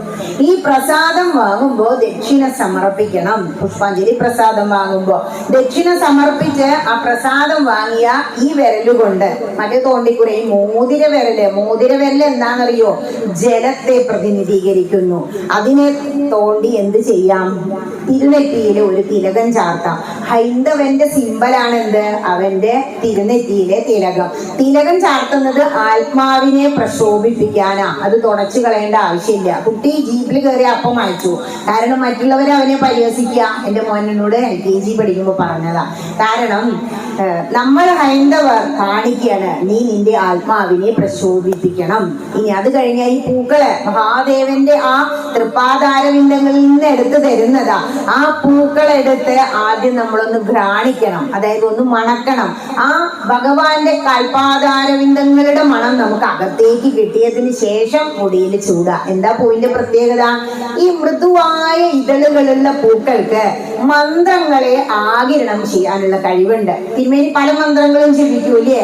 ഈ വേദമന്ത്രങ്ങൾ പഠിച്ച് മനസ്സിന് ശാന്തി വന്നവനായിരിക്കണം ശാന്തിക്കാരൻ. അങ്ങനെയാ പേര് വന്ന്. കാരണം ഉപനയനം 4 വയസ്സിൽ കഴിഞ്ഞാൽ വേദം പഠിപ്പിക്കും. ഈ വേദമന്ത്രങ്ങൾ പഠിച്ച് ദീക്ഷ വാങ്ങി ആ മന്ത്രസിദ്ധി നിലനിർത്താൻ വേണ്ടി പ്രാണായാമവും സന്ധ്യാവന്ദനവും ചെയ്യുന്ന ചെയ്യുന്നവനായിരിക്കും ശാന്തിക്കാരൻ. എങ്കിലേ അവന്റെ മനസ്സിന് ശാന്തി വരൂ. പ്രാണായാമത്തിലൂടെ നമുക്ക് എത്ര സമയം വേണമെങ്കിലും നമ്മുടെ ജീവനെ പിടിച്ചകത്തും പുറത്തും നിർത്താൻ കഴിയും. അത് അഷ്ടസിദ്ധികളെ കുറിച്ചൊക്കെ വിശദമായിട്ട് നാരായണീയത്തിലൊക്കെ പറയുന്നുണ്ട് കേട്ടോ. നമുക്ക് അതൊന്നും ആവശ്യമില്ലെങ്കിലും അത് അറിഞ്ഞിരിക്കണം. ആരാണ് ശാന്തിക്കാരൻ? ഇനി തന്ത്രി വര്യനെ പോയി കണ്ടു. ആരാണ് തന്ത്രി? ക്ഷേത്രം പ്രതിഷ്ഠിക്കുന്നത് പറഞ്ഞില്ലേ, വിഗ്രഹം പ്രതിഷ്ഠിക്കും. പ്രതിഷ്ഠാമൂർത്തിയുടെ പിതാവിന്റെ സ്ഥാനത്താണ് തന്ത്രി എന്ന് പറയുന്ന വ്യക്തി. അപ്പോ ചിലരൊക്കെ ഇപ്പോ വീഡിയോസിലൂടെ ഒക്കെ വന്നിട്ട് അങ്ങനെ അല്ല എന്നൊക്കെ പറയുന്നുണ്ട്. പക്ഷെ അതൊക്കെ ഇപ്പോ ക്രിട്ടിസൈസ് ചെയ്യാൻ വളരെ എളുപ്പമാണ്, വിമർശിക്കാം. പക്ഷെ ക്രിറ്റിസിസം ലീഡ്സ് ടു പെർഫെക്ഷൻ. നമുക്കറിയാം ഭഗവാന്റെ പിതാവ് ഒരിക്കലും ഒരു മനുഷ്യനാവില്ല എന്നുള്ളത്. പക്ഷേ നമ്മൾ എന്ത് ചെയ്തു? നമുക്ക് മന്ത്രങ്ങളിലൂടെ, വേദങ്ങളിലൂടെ, ഗ്രന്ഥങ്ങളിലൂടെ അറിവ് പകർന്നു തന്ന പൂർവികർ അവരുടെ കുശാഗ്ര ബുദ്ധിയിലൂടെ ഈ പ്രപഞ്ചത്തിലെ ശക്തിയെ ആവാഹിച്ച ഒരു പ്രതിഷ്ഠ നടത്തി വെച്ച് തന്നില്ലേ? അതുകൊണ്ടാണ് അങ്ങനെ ഒരു സ്ഥാനം കൽപ്പിച്ചു കൊടുക്കുന്നത്. അറിഞ്ഞു തന്നെ ആരാധിക്കണം. ഇതൊന്നും അല്ല എന്ന് പറയാൻ എളുപ്പമാണ്. പക്ഷേ ഇതെന്താണ്, എന്തുകൊണ്ടാണ്? അതുപോലെ തന്നെ ശാന്തിക്കാരൻ പ്രതിഷ്ഠാമൂർത്തിയുടെ അമ്മയുടെ സ്ഥാനത്താണെന്നാ പറയാ. എന്താ കാരണം? അമ്മയല്ലേ കുളിപ്പിക്കുന്നതും ഒരുക്കുന്നതും ഒക്കെ നമ്മുടെ വീട്ടില്. അതുപോലെ രാവിലെ ശാന്തിക്കാരൻ വന്നിട്ട് ഭഗവാനെ കുളിപ്പിക്കും, ഇല്ലേ, പന്നാട ചാർത്തിക്കും, അല്ലെങ്കിൽ അലങ്കാരങ്ങളൊക്കെ അണിയിക്കും, മാല ചാർത്തിക്കും. അതുകൊണ്ട് അമ്മയുടെ സ്ഥാനം എന്ന് പറയുന്നത്. ഇതൊക്കെ അങ്ങനെ ഒരു ഇതിൽ എടുത്താൽ മതി. അല്ലാതെ കറക്റ്റ് ഇപ്പൊ നമ്മൾക്ക് പിതാവാവണമെങ്കിൽ ജന്മം കൊടുക്കന്നെ വേണം, അങ്ങനെയല്ല പറഞ്ഞു വെച്ചത്. എന്തിനേയും ക്രിട്ടിസൈസ് ചെയ്യുന്നതിനപ്പുറം എന്തുകൊണ്ട് അങ്ങനെ പറയുന്നു, അവർക്ക് എന്തുകൊണ്ട് ഇത്ര ബഹുമാനം നമ്മൾ കൊടുക്കണം എന്ന് ശീലിക്കുക. അറിവിനെ ആരാധിക്കുക. ഇനി ക്ഷേത്രം എന്ന് പറഞ്ഞ് വീട്ടിൽ ഇവിടെ ഇങ്ങനെ ഇരിക്കാതെ എന്ത് ചെയ്യാ? സന്ധ്യ ആവുമ്പോ ഗ്രന്ഥങ്ങൾ എടുക്കുക. ദേഹോ ദേവാലയ പ്രോക്ത ജീവേ ദേവ സദാശിവ എന്നാണ് പുളാർവ മന്ത്രം പറയുന്നത്. അതായത് ദേഹം എന്ന് പറയുന്നതാണ് ദേവാലയം. അപ്പൊ നമ്മുടെ ശരീരം ചലിക്കുന്ന ക്ഷേത്രങ്ങളാണ് ഓരോ ശരീരങ്ങളും എന്നാണ് സ്വാമി വിവേകാനന്ദൻ പറഞ്ഞത്. അതുകൊണ്ടാണ് ദേഹോ ദേവാലയ പ്രോക്ത എന്ന് പറഞ്ഞത്. ഇനി ജീവനോ? ജീവോ ദേവ സദാശിവ, മഹാദേവനാണ്, സദാശിവനാണ് നമ്മുടെ ജീവൻ എന്ന് പറയുന്നത്. അപ്പൊ നമ്മുടെ ശരീരം തന്നെ ക്ഷേത്രമാണെങ്കിൽ നമ്മൾ എന്ത് ചെയ്യണം? വീട്ടിലെത്തിയാലും ഇതിനുള്ളിലിരിക്കുന്ന ജീവനെ, ആത്മാവിനെ ഉയർത്താൻ വേണ്ടി പരിശ്രമിക്കണം. അതിനാണ് ഗ്രന്ഥങ്ങൾ എടുക്കണം എന്ന് പറഞ്ഞത്. ഇനി ആരാധനയെ കുറിച്ച് പറഞ്ഞു. ഇത്രയൊക്കെ മതിയോ എന്ന് ചിന്തിക്കും. കുറെ ഗ്രന്ഥങ്ങളിലൂടെ പോകുമ്പോ എന്താണ് ഒരു ഗുണം എന്നറിയോ? മനസ്സിന് ഒരു ഇരുത്തം വരും. അപ്പോ തെറ്റുകൾ ചെയ്യാതെ ധർമ്മത്തിലൂടെ സഞ്ചരിക്കാൻ കഴിയും. കാരണം ഹൈന്ദവൻ പറയുന്നത് തന്നെ ആചാരപ്രഭവോ ധർമ്മ എന്നാണ്. അവന്റെ ആചാരങ്ങളും അനുഷ്ഠാനങ്ങളും എവിടെയുണ്ടോ, ആചരിക്കുന്നുണ്ടോ, അവിടെ ധർമ്മം ഉത്ഭവിക്കുന്നു എന്ന് പറയുന്നു. ഇനി ഒരു ഗ്രന്ഥത്തിലെ ചെറിയൊരു കഥയും കൂടി പറയാം. അതായത് ഹൈന്ദവന് ഒരുപാട് ഗ്രന്ഥങ്ങളുണ്ട്. ഹൈന്ദവന്റെ അടിസ്ഥാന ഗ്രന്ഥം എന്ന് പറയുന്നത് വേദങ്ങളാണ്. ഈ 4 വേദങ്ങളും പ്രഭുവിനെ പോലെ നമ്മളോട് അങ്ങനെ ആജ്ഞാപിച്ചുകൊണ്ടിരിക്കുക. ആജ്ഞാപിക്കുന്ന ആർക്കും അത്ര ഇഷ്ടാവൊന്നുമില്ല. അപ്പൊ എന്താ ചെയ്യേണ്ടത്? അവിടെ നിന്ന് താഴത്തേക്ക് പോന്നു. പുരാണങ്ങൾ ഒരു സുഹൃത്തിനെ പോലെ നമ്മളോട് അങ്ങനെ കഥകളിലൂടെ ഈശ്വര തത്വം പറയാം. ഈ പുരാണങ്ങളില് 18 പുരാണങ്ങളില് ഭക്തിക്ക് മുൻതൂക്കം നിൽക്കുന്നത് ഭാഗവത മഹാപുരാണം. ഇനി ഇതും അല്ല, ഇനിയിപ്പോ സുഹൃത്ത് പറയുന്നത് അത്ര അനുസരിച്ചോളണമെന്നില്ല. ഒരു പ്രായം കഴിഞ്ഞ ഒരു ഗ്യാങ് ലൈഫ് ഉണ്ട് കുട്ടികൾക്ക്, അപ്പോഴാ സുഹൃത്ത് മാത്രം പറഞ്ഞത് കേൾക്കുക. അതും കഴിഞ്ഞ് കുറച്ച് കഴിയുമ്പോൾ മുതിർന്ന പിന്നെ ഭാര്യ ഭർത്താവ് എന്നുള്ളൊരു സിസ്റ്റം വന്നു. ഭാര്യ ഭർത്താവിനോട്, കാമുകനോട് പറയുന്നത് പോലെയാണ് അത്രേ ഇതിഹാസങ്ങൾ നമ്മളോട് കഥകളിലൂടെ തത്വങ്ങൾ പറയുന്നത്. ഹൈന്ദവന് 2 ഇതിഹാസങ്ങളുണ്ട്. ഇന്ത്യയിലെ ഏതൊരു കുട്ടിയും പരീക്ഷയ്ക്ക് ചോദ്യം വന്ന നമ്മുടെ ഇതിഹാസങ്ങളേവാ ചോദിച്ച രാമായണം മഹാഭാരതം എന്നാണ് ഉത്തരം എഴുതുക. അപ്പൊ നമുക്ക് അഭിമാനിക്കാം. നമ്മളുടെ അടിസ്ഥാന ഗ്രന്ഥം പഞ്ചമവേദം എന്നറിയപ്പെടുന്ന നമ്മളുടെ ഇതിഹാസങ്ങൾ എല്ലാവരും അംഗീകരിക്കുന്നു. എന്താ ഇതിഹാസം എന്ന് പറഞ്ഞ? ഇത് ഇഹ ആസേത്, ഇത് ഇവിടെ സംഭവിച്ചതാണ്. അപ്പോ നമ്മളുടെ ഗ്രന്ഥങ്ങൾ എഴുതി വെച്ചത് ഏതോ ഒരു യുഗത്തിൽ, ഞാൻ പറഞ്ഞില്ലേ, കൃതം ത്രേതം ദ്വാപരം കലിയുഗത്തിൽ ജ്ഞാനയജ്ഞം, അതായത് നാമജപമാണ് നടത്തേണ്ടത്. അപ്പൊ ഏറ്റവും പുണ്യമായ നമ്മുടെ ഈ ഗ്രന്ഥങ്ങളിലെ ഒരു കഥയെങ്കിലും നമ്മൾ അറിഞ്ഞിരിക്കുക. ഇനി ഇപ്പൊ പറയേണ്ട കഥ ഏതാണെന്നറിയോ? നമ്മളുടെ കുട്ടികൾ പലരും ഭക്ഷണപ്രിയരാ. ഏത് ഭക്ഷണ ഏറ്റവും ഇഷ്ടം എന്ന് ചോദിച്ചാൽ അവര് പലതും വിളിച്ചു പറയും, അല്ലേ? ഇവിടെ മഹാഭാരതം, മഹത്വം കൊണ്ടും ഭാരം കൊണ്ടും മഹാഭാരതം എന്ന് പറയുന്ന മഹാഭാരതത്തില് നമുക്ക് ആവശ്യമായ ഒരുപാട് കഥകളും തത്വങ്ങളും ഉണ്ട്. പക്ഷെ നമ്മുടെ മനസ്സിൽ എന്താ? കൗരവരും പാണ്ഡവരും തമ്മിൽ അങ്ങനെ യുദ്ധം ചെയ്തു, കുരുക്ഷേത്ര യുദ്ധം, ഇത്രയേ ഉള്ളൂ നമ്മുടെ മനസ്സില്. ഇവിടെ ഈ കൗരവരും പാണ്ഡവരും എന്താ കാണിക്കുന്നതെന്നറിയോ? നമ്മുടെ സൊസൈറ്റി തന്നെ. ഇപ്പൊ ഇവിടെ ഒരു ബാലയാണെന്ന് കൂട്ടിക്കോളൂ, പൂരപ്പറമ്പൊന്നും സ്ഥലം മതിയാവില്ലല്ലോ, അത്രയും ഹൈന്ദവർ ഇവിടെ ഉണ്ടായിരിക്കും. കാരണം സമൂഹത്തില് കൗരവരാണ് കൂടുതൽ. അവർക്ക് എന്താ? ദുര്യോധനൻ, ദുശാസനം ഒക്കെ ദൂതൂലെ, ദുശ്ശള, പേരിന് ദുഷ്ടന്മാരെന്ന് വെച്ചിരിക്കുന്നത്. കുട്ടിക്കൊക്കെ പേരിടുമ്പോ ശ്രദ്ധിക്കണം എന്ന് കാണിക്കുക നമ്മുടെ ഗ്രന്ഥങ്ങള്. ഇനി പാണ്ഡവർ എത്രയുള്ളൂ? 5 പേരേ ഉള്ളൂ, പഞ്ചപാണ്ഡവര്. അതെന്താ കാണിക്കുന്നേ? പ്രഭാഷണമാണോ? ആ 5 പേര് ഇവിടെ ഉണ്ടാവും. കാരണം അവർക്കൊക്കെ നല്ല പേരുകളല്ലേ. ധർമ്മപുത്രർ, സുയോധനൻ, ചിലര് സുകുടുംബം എന്നാ പറയാ, സു നല്ലത് എന്ന് വെച്ചിട്ടാ, സുലോചന അല്ലെ, നല്ല നേത്രങ്ങളുള്ളവൾ എന്നൊക്കെ പറഞ്ഞ് പേരിടും. ഇനി ഈ പഞ്ചപാണ്ഡവരും കൗരവരും തമ്മിലുള്ള യുദ്ധം അല്ലാതെ ഇതിൽ നമുക്ക് വേണ്ട ഒരുപാട് ധർമ്മം പറയുന്നുണ്ട്. അതെവിടെയാ പറയുന്നത്? ധർമ്മപുത്രര് ജയിച്ചു, യുദ്ധത്തിൽ പഞ്ചപാണ്ഡവര് ജയിച്ചു. ആ സമയത്ത് ഭീഷ്മ പിതാമഹൻ ശരശയ്യയിൽ അങ്ങനെ വീണ് കിടക്കുക. മൂർത്ത ആ ശരങ്ങളെ കൊണ്ടിട്ട് ശരീരത്തിൽ നിന്ന് ചോര വഴിഞ്ഞൊഴുകുന്നുണ്ട്. നമ്മളെല്ലാവരും ജപിക്കുന്ന ശിവസഹസ്രനാമം നിങ്ങളിവിടെ ജപിക്കാറുണ്ടോന്നാവോ? ശിവസഹസ്രനാമം ജപിക്കാനാണ് മഹാദേവൻ കൃഷ്ണൻ ഉപദേശിക്കുന്നത്. ഒരു കുട്ടി ഉണ്ടാവാൻ വേണ്ടിയിട്ട് നമ്മൾ പലരും കുട്ടി ഉണ്ടാവാൻ വേണ്ടി എന്തൊക്കെ വഴിപാട് ഒന്നും ചെയ്യാറുണ്ട്. നമ്മൾ തന്നെ നാമം ജപിച്ചാൽ മതി. ഇനി അതിന് തെളിവുകളുണ്ട് കേട്ടോ. എൻ്റെ സത്സംഗം കുടുംബത്തില് 37 വയസ്സുള്ള ഒരാൾ കോഴിക്കോടുണ്ട്. എപ്പോഴും സങ്കടം. ഭാര്യയ്ക്ക് 34 വയസ്സായി, പക്ഷേ 12 വർഷമായി കുട്ടി ഉണ്ടായില്ലല്ലോ, എന്തെല്ലാം ചികിത്സിച്ചു. ആള് മെഡിക്കൽ റെപ്പൊക്കെയാണ്. അപ്പൊ ഞാൻ പല കാര്യങ്ങളും ഇങ്ങനെ പറഞ്ഞു കൊടുക്കും. ഇന്ന സമയത്ത് ഇന്നത് ചെയ്യൂ, ഇന്ന ഗ്രന്ഥത്തിൽ കൂടെ പോവൂ, എത്രയായാലും വിടാതെ വിളിക്കാൻ പറഞ്ഞു. ഇപ്പോ കൊണ്ടുപോകാറായി. ഈ വിഷുവിന് കൂട്ടി കൊണ്ടുപോകും. ആലോചിച്ച് നോക്കൂ, 34 വയസ്സായിട്ട് ആ സ്ത്രീ പ്രഗ്നന്റ് ആയി എന്ന് കേട്ടപ്പോ ആ ശക്തി, മന്ത്രങ്ങളുടെ ശക്തി, മനനേന ത്രായതേ ഇത് മന്ത്ര, മനനം ചെയ്യും തോറും നാമം ജപിക്കും തോറും നമ്മളെ ഉണർത്താൻ ശക്തി പകരാൻ മന്ത്രങ്ങൾക്ക് ഉണ്ട് എന്നുള്ളതിന്റെ തെളിവാണ്. ഇവിടെ കൃഷ്ണനോട് ഉപദേശിക്കുന്നുണ്ട് ജാമ്പവതി ചെന്നിട്ട്, എനിക്കൊരു കുട്ടീനെ വേണം, ആരെ പോലെ, രുക്മിണിയുടെ മക്കളെ പോലെ എന്ന് പറഞ്ഞപ്പോ ശിവസഹസ്രനാമം ജപിക്കൂ എന്ന് പറഞ്ഞു. ശിവസഹസ്രനാമം മഹാഭാരതത്തിൽ വരുന്നതാ. വിഷ്ണു സഹസ്രനാമം മഹാഭാരതത്തിലുള്ളതാ. ഭഗവത്ഗീത ലോകം മുഴുവൻ അംഗീകരിച്ച ഭഗവത്ഗീത, ഭഗവാനാൽ ഗാനം ചെയ്തത് എന്നാണ് ഭഗവത്ഗീത എന്ന് പറഞ്ഞാൽ അർത്ഥം.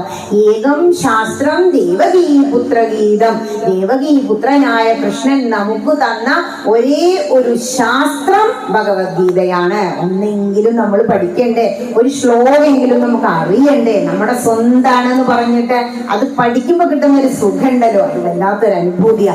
ഇവിടെ മഹാഭാരതത്തിൽ തന്നെയാണ് ഗീതയും വരുന്നത്. അപ്പൊ മഹാഭാരതത്തിന്റെ ആ ഒരു വലിപ്പം എത്രയെന്ന് മനസ്സിലായില്ലേ? വെറുതെ അല്ല ഏറ്റവും വലിയ പോയട്രി ആയത്. ആ മഹാഭാരത യുദ്ധക്കളത്തിൽ കുരുക്ഷേത്ര ഭൂമിയിൽ, എവിടെ കുരുക്ഷേത്രം? ഹരിയാന, നമ്മുടെ ഹരിയാന അങ്ങനെ മലർന്ന് കിടക്കുകയാണ്.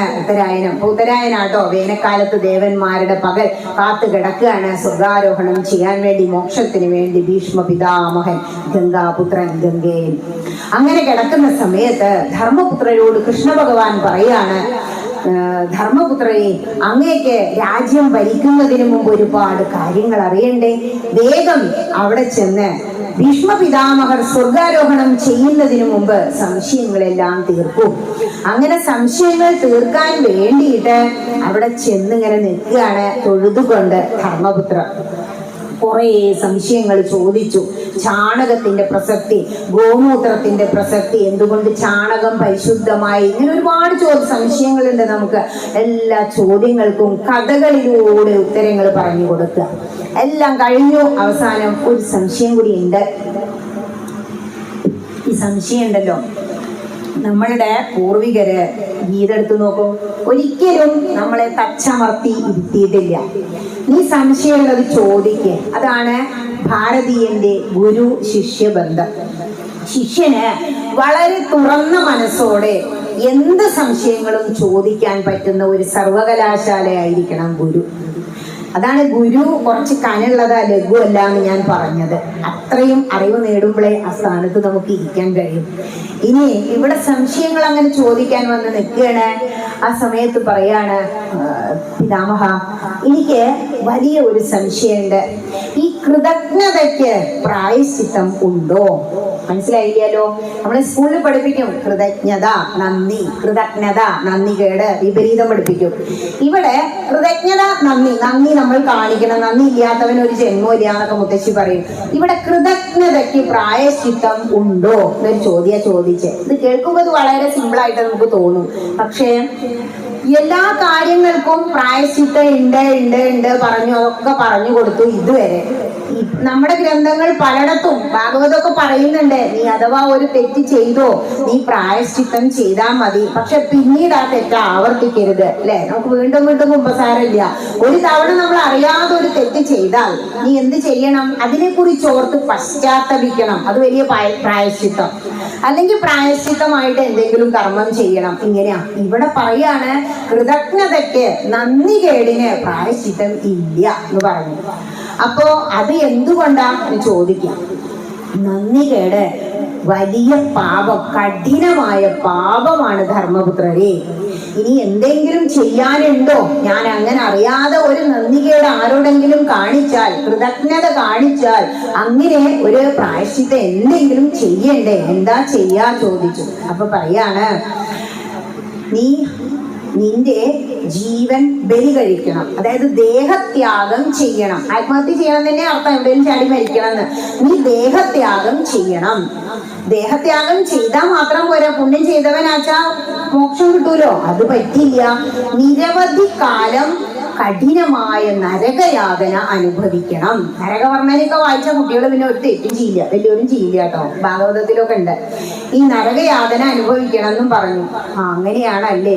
അപ്പോഴും അതങ്ങോട്ട് ക്ലിയർ ആവില്ല. വീണ്ടും പറയാണ്, ധർമ്മപുത്രരെ ഒന്ന് വിസ്തരിച്ച് പറയൂ പിതാമഹ.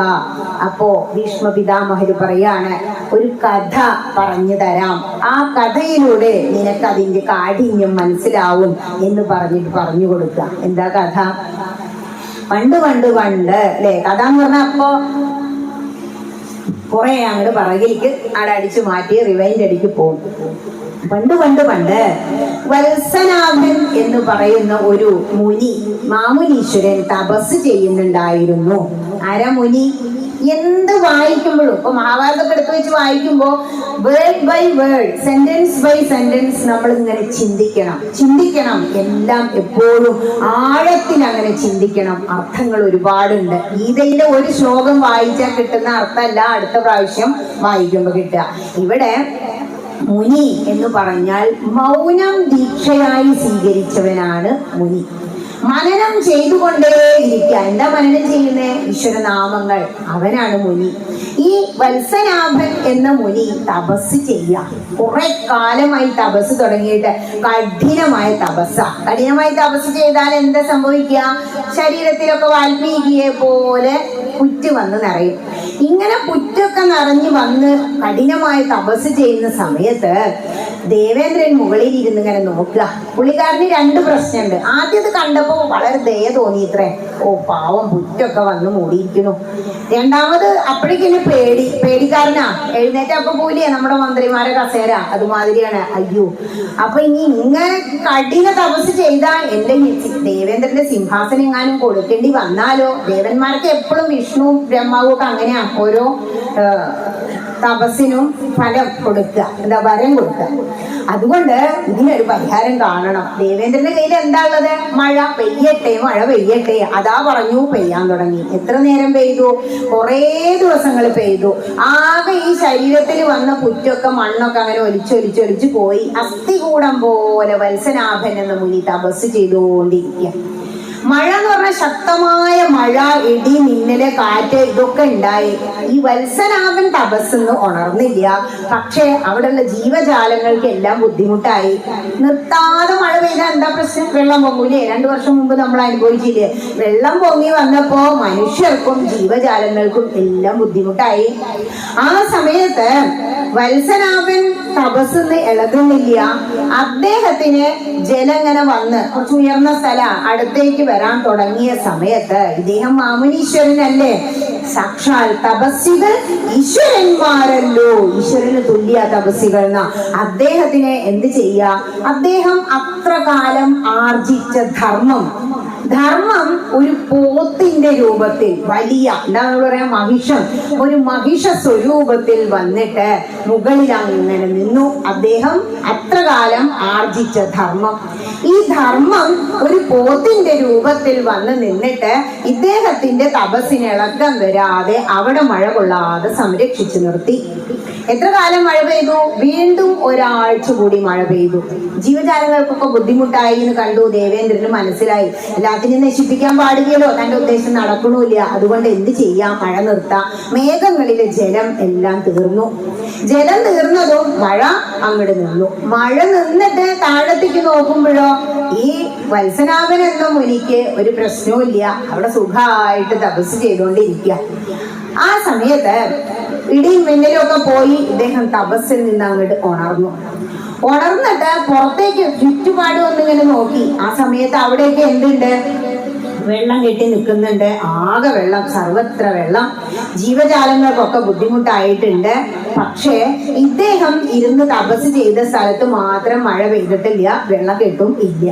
ആ സമയത്ത് ഞാൻ വീണ്ടും ഒന്ന് 4 പുറവും നോക്കി. ഇവിടെ നമ്മളുടെ ഈ നോട്ടത്തിന്റെ പ്രശ്നത്തെ കുറിച്ച് പറയാം. ഇപ്പോ ഒരു സ്ത്രീ അങ്ങനെ നടന്നു പോകുന്നത് കണ്ടു. നമ്മുടെ സമൂഹത്തിൽ എപ്പോഴും സംഭവിക്കുന്നത്, ആദ്യം നമ്മൾ അവരെ എങ്ങനെയാ നോക്കുക? വളരെ ബഹുമാനപൂർവ്വം ഒന്ന് നോക്കും. രണ്ടാമത് ഒന്നുകൂടി നോക്കും, സമയവും സന്ദർഭവും നോക്കും, മറ്റൊരു ചിന്ത കയറും. മൂന്നാമത് ഒന്നും കൂടി നോക്കുമ്പോഴാണ് അവിടെ പല പ്രശ്നങ്ങളും ഉണ്ടാവുന്നത്. ഡൽഹിയിലൊക്കെ അതാണ് സംഭവിച്ചത്. ഇവിടെ ഇദ്ദേഹം 4 പുറവും നോക്കി. 4 പുറം നോക്കിയപ്പോ കുറച്ച് ദൂരെ മാറിയിട്ട് ഒരു വലിയ പോത്ത് അങ്ങനെ നിൽക്കുന്നുണ്ട്. അപ്പോ ആദ്യം ഇങ്ങനെ ജ്ഞാനദൃഷ്ടി കൊണ്ട് നോക്കുമ്പോ മനസ്സ് പറയാ, അപ്പൊ ആ പോത്ത് ആണ് എന്നെ രക്ഷിച്ചതല്ലേ, മഴ കൊള്ളാതെ. നല്ല ചിന്തയായിരുന്നു. രണ്ടാമത് ഒന്നുകൂടി ആ പോത്തിനെ നോക്കി. ആ സമയത്ത് എന്താ കണ്ടേന്നോ? നല്ല മുഴുത്ത ആരോഗ്യമുള്ള ഒരു പോത്താണല്ലോ. മൂന്നാമത് ഒന്നുകൂടി നോക്കി. ആ സമയത്ത് എന്താ തോന്നിയത് അറിയോ? നല്ല മുഴുത്ത പോത്ത്, എന്തൊരു രക്തവും മാംസമൊക്കെ ഉണ്ട്. ഇവനെ കറി വെച്ചാലോ? ആലോചിച്ച് നോക്കൂ. കൃതജ്ഞതയില്ലേ, നന്ദിയേടായില്ലേ? ആ വലിയ പ്രളയം പോലെ വന്ന മഴയിൽ നിന്ന് ധർമ്മം തന്നെ മഹിഷ സ്വരൂപം പൂണ്ട് നിന്ന് രക്ഷിച്ചതാ. ആ പ്രളയത്തിൽ നിന്ന് തപസ് ഇളകാതെ രക്ഷിച്ച് സഹായിച്ച ആ മഹിഷ സ്വരൂപം പൂണ്ട ധർമ്മത്തെ ആ പോത്തിനെ കൊന്ന് കറി വെച്ച് തിന്നണം എന്ന് ആഗ്രഹിച്ചു ഒരു നിമിഷം ആ മുനി. അപ്പൊ തന്നെ തിരിച്ചു ചിന്തിച്ചു കേട്ടോ, അത്രയും എത്തിയ ആളല്ലേ ഭഗവാനെ, ഞാൻ എന്താ ഈ ചിന്തിച്ചേ? ഈ മഹിഷ സ്വരൂപം പൂണ്ട് നിൽക്കുന്നത് ഞാൻ തന്നെ ആർജിച്ച ധർമ്മല്ലേ? എന്നെ തപസ്സിളകാതെ രക്ഷിച്ച ജീവിയെ ഞാൻ കൊല്ലണമെന്നല്ലേ വിചാരിച്ച്? കൃഷ്ണ, തെറ്റായി പോയല്ലോ വിചാരിച്ചു. അപ്പൊ മനസ്സിലറിയാം, നല്ല വിവരമുള്ള മാമുനീശ്വരന. എഴുന്നേറ്റു. എന്നിട്ട് സ്വന്തം ചിതയൊക്കെ ഒരുക്കി. എന്നിട്ട് ആ ചിതയിൽ ചാടി ദേഹത്യാഗം ചെയ്യണം. എന്നിട്ട് എന്ത് ചെയ്യണം? നരകയാതന അനേക കാലം അനുഭവിക്കണം. അതിന് തീരുമാനിച്ചു. അതാണ് മാമുനീശ്വരന്മാരുടെ സത്യസന്ധത.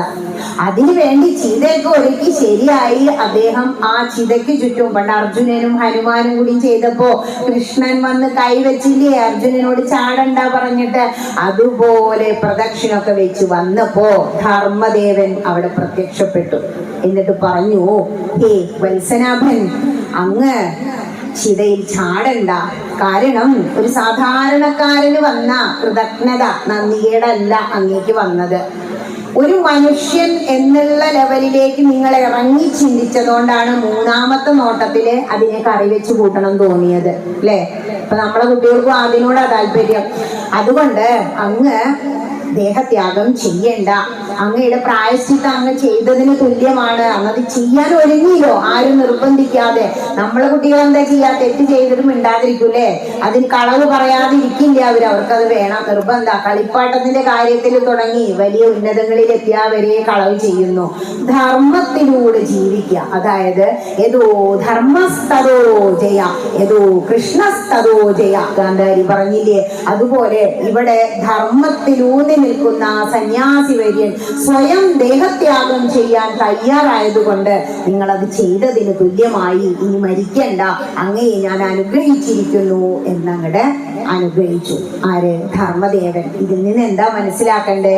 ഒരിക്കലും നമ്മൾ കൃതജ്ഞത കാണിക്കരുത്, നന്ദികേട് കാണിക്കരുത് എന്ന ഒരു പാഠം. ഇങ്ങനെ മഹാഭാരതത്തിലെ കുഞ്ഞു കുഞ്ഞു കഥകൾ എടുത്ത് നമ്മളെ കുട്ടികൾക്ക് തത്വങ്ങൾ ആദ്യം കഥ പറഞ്ഞു കൊടുത്ത് ആ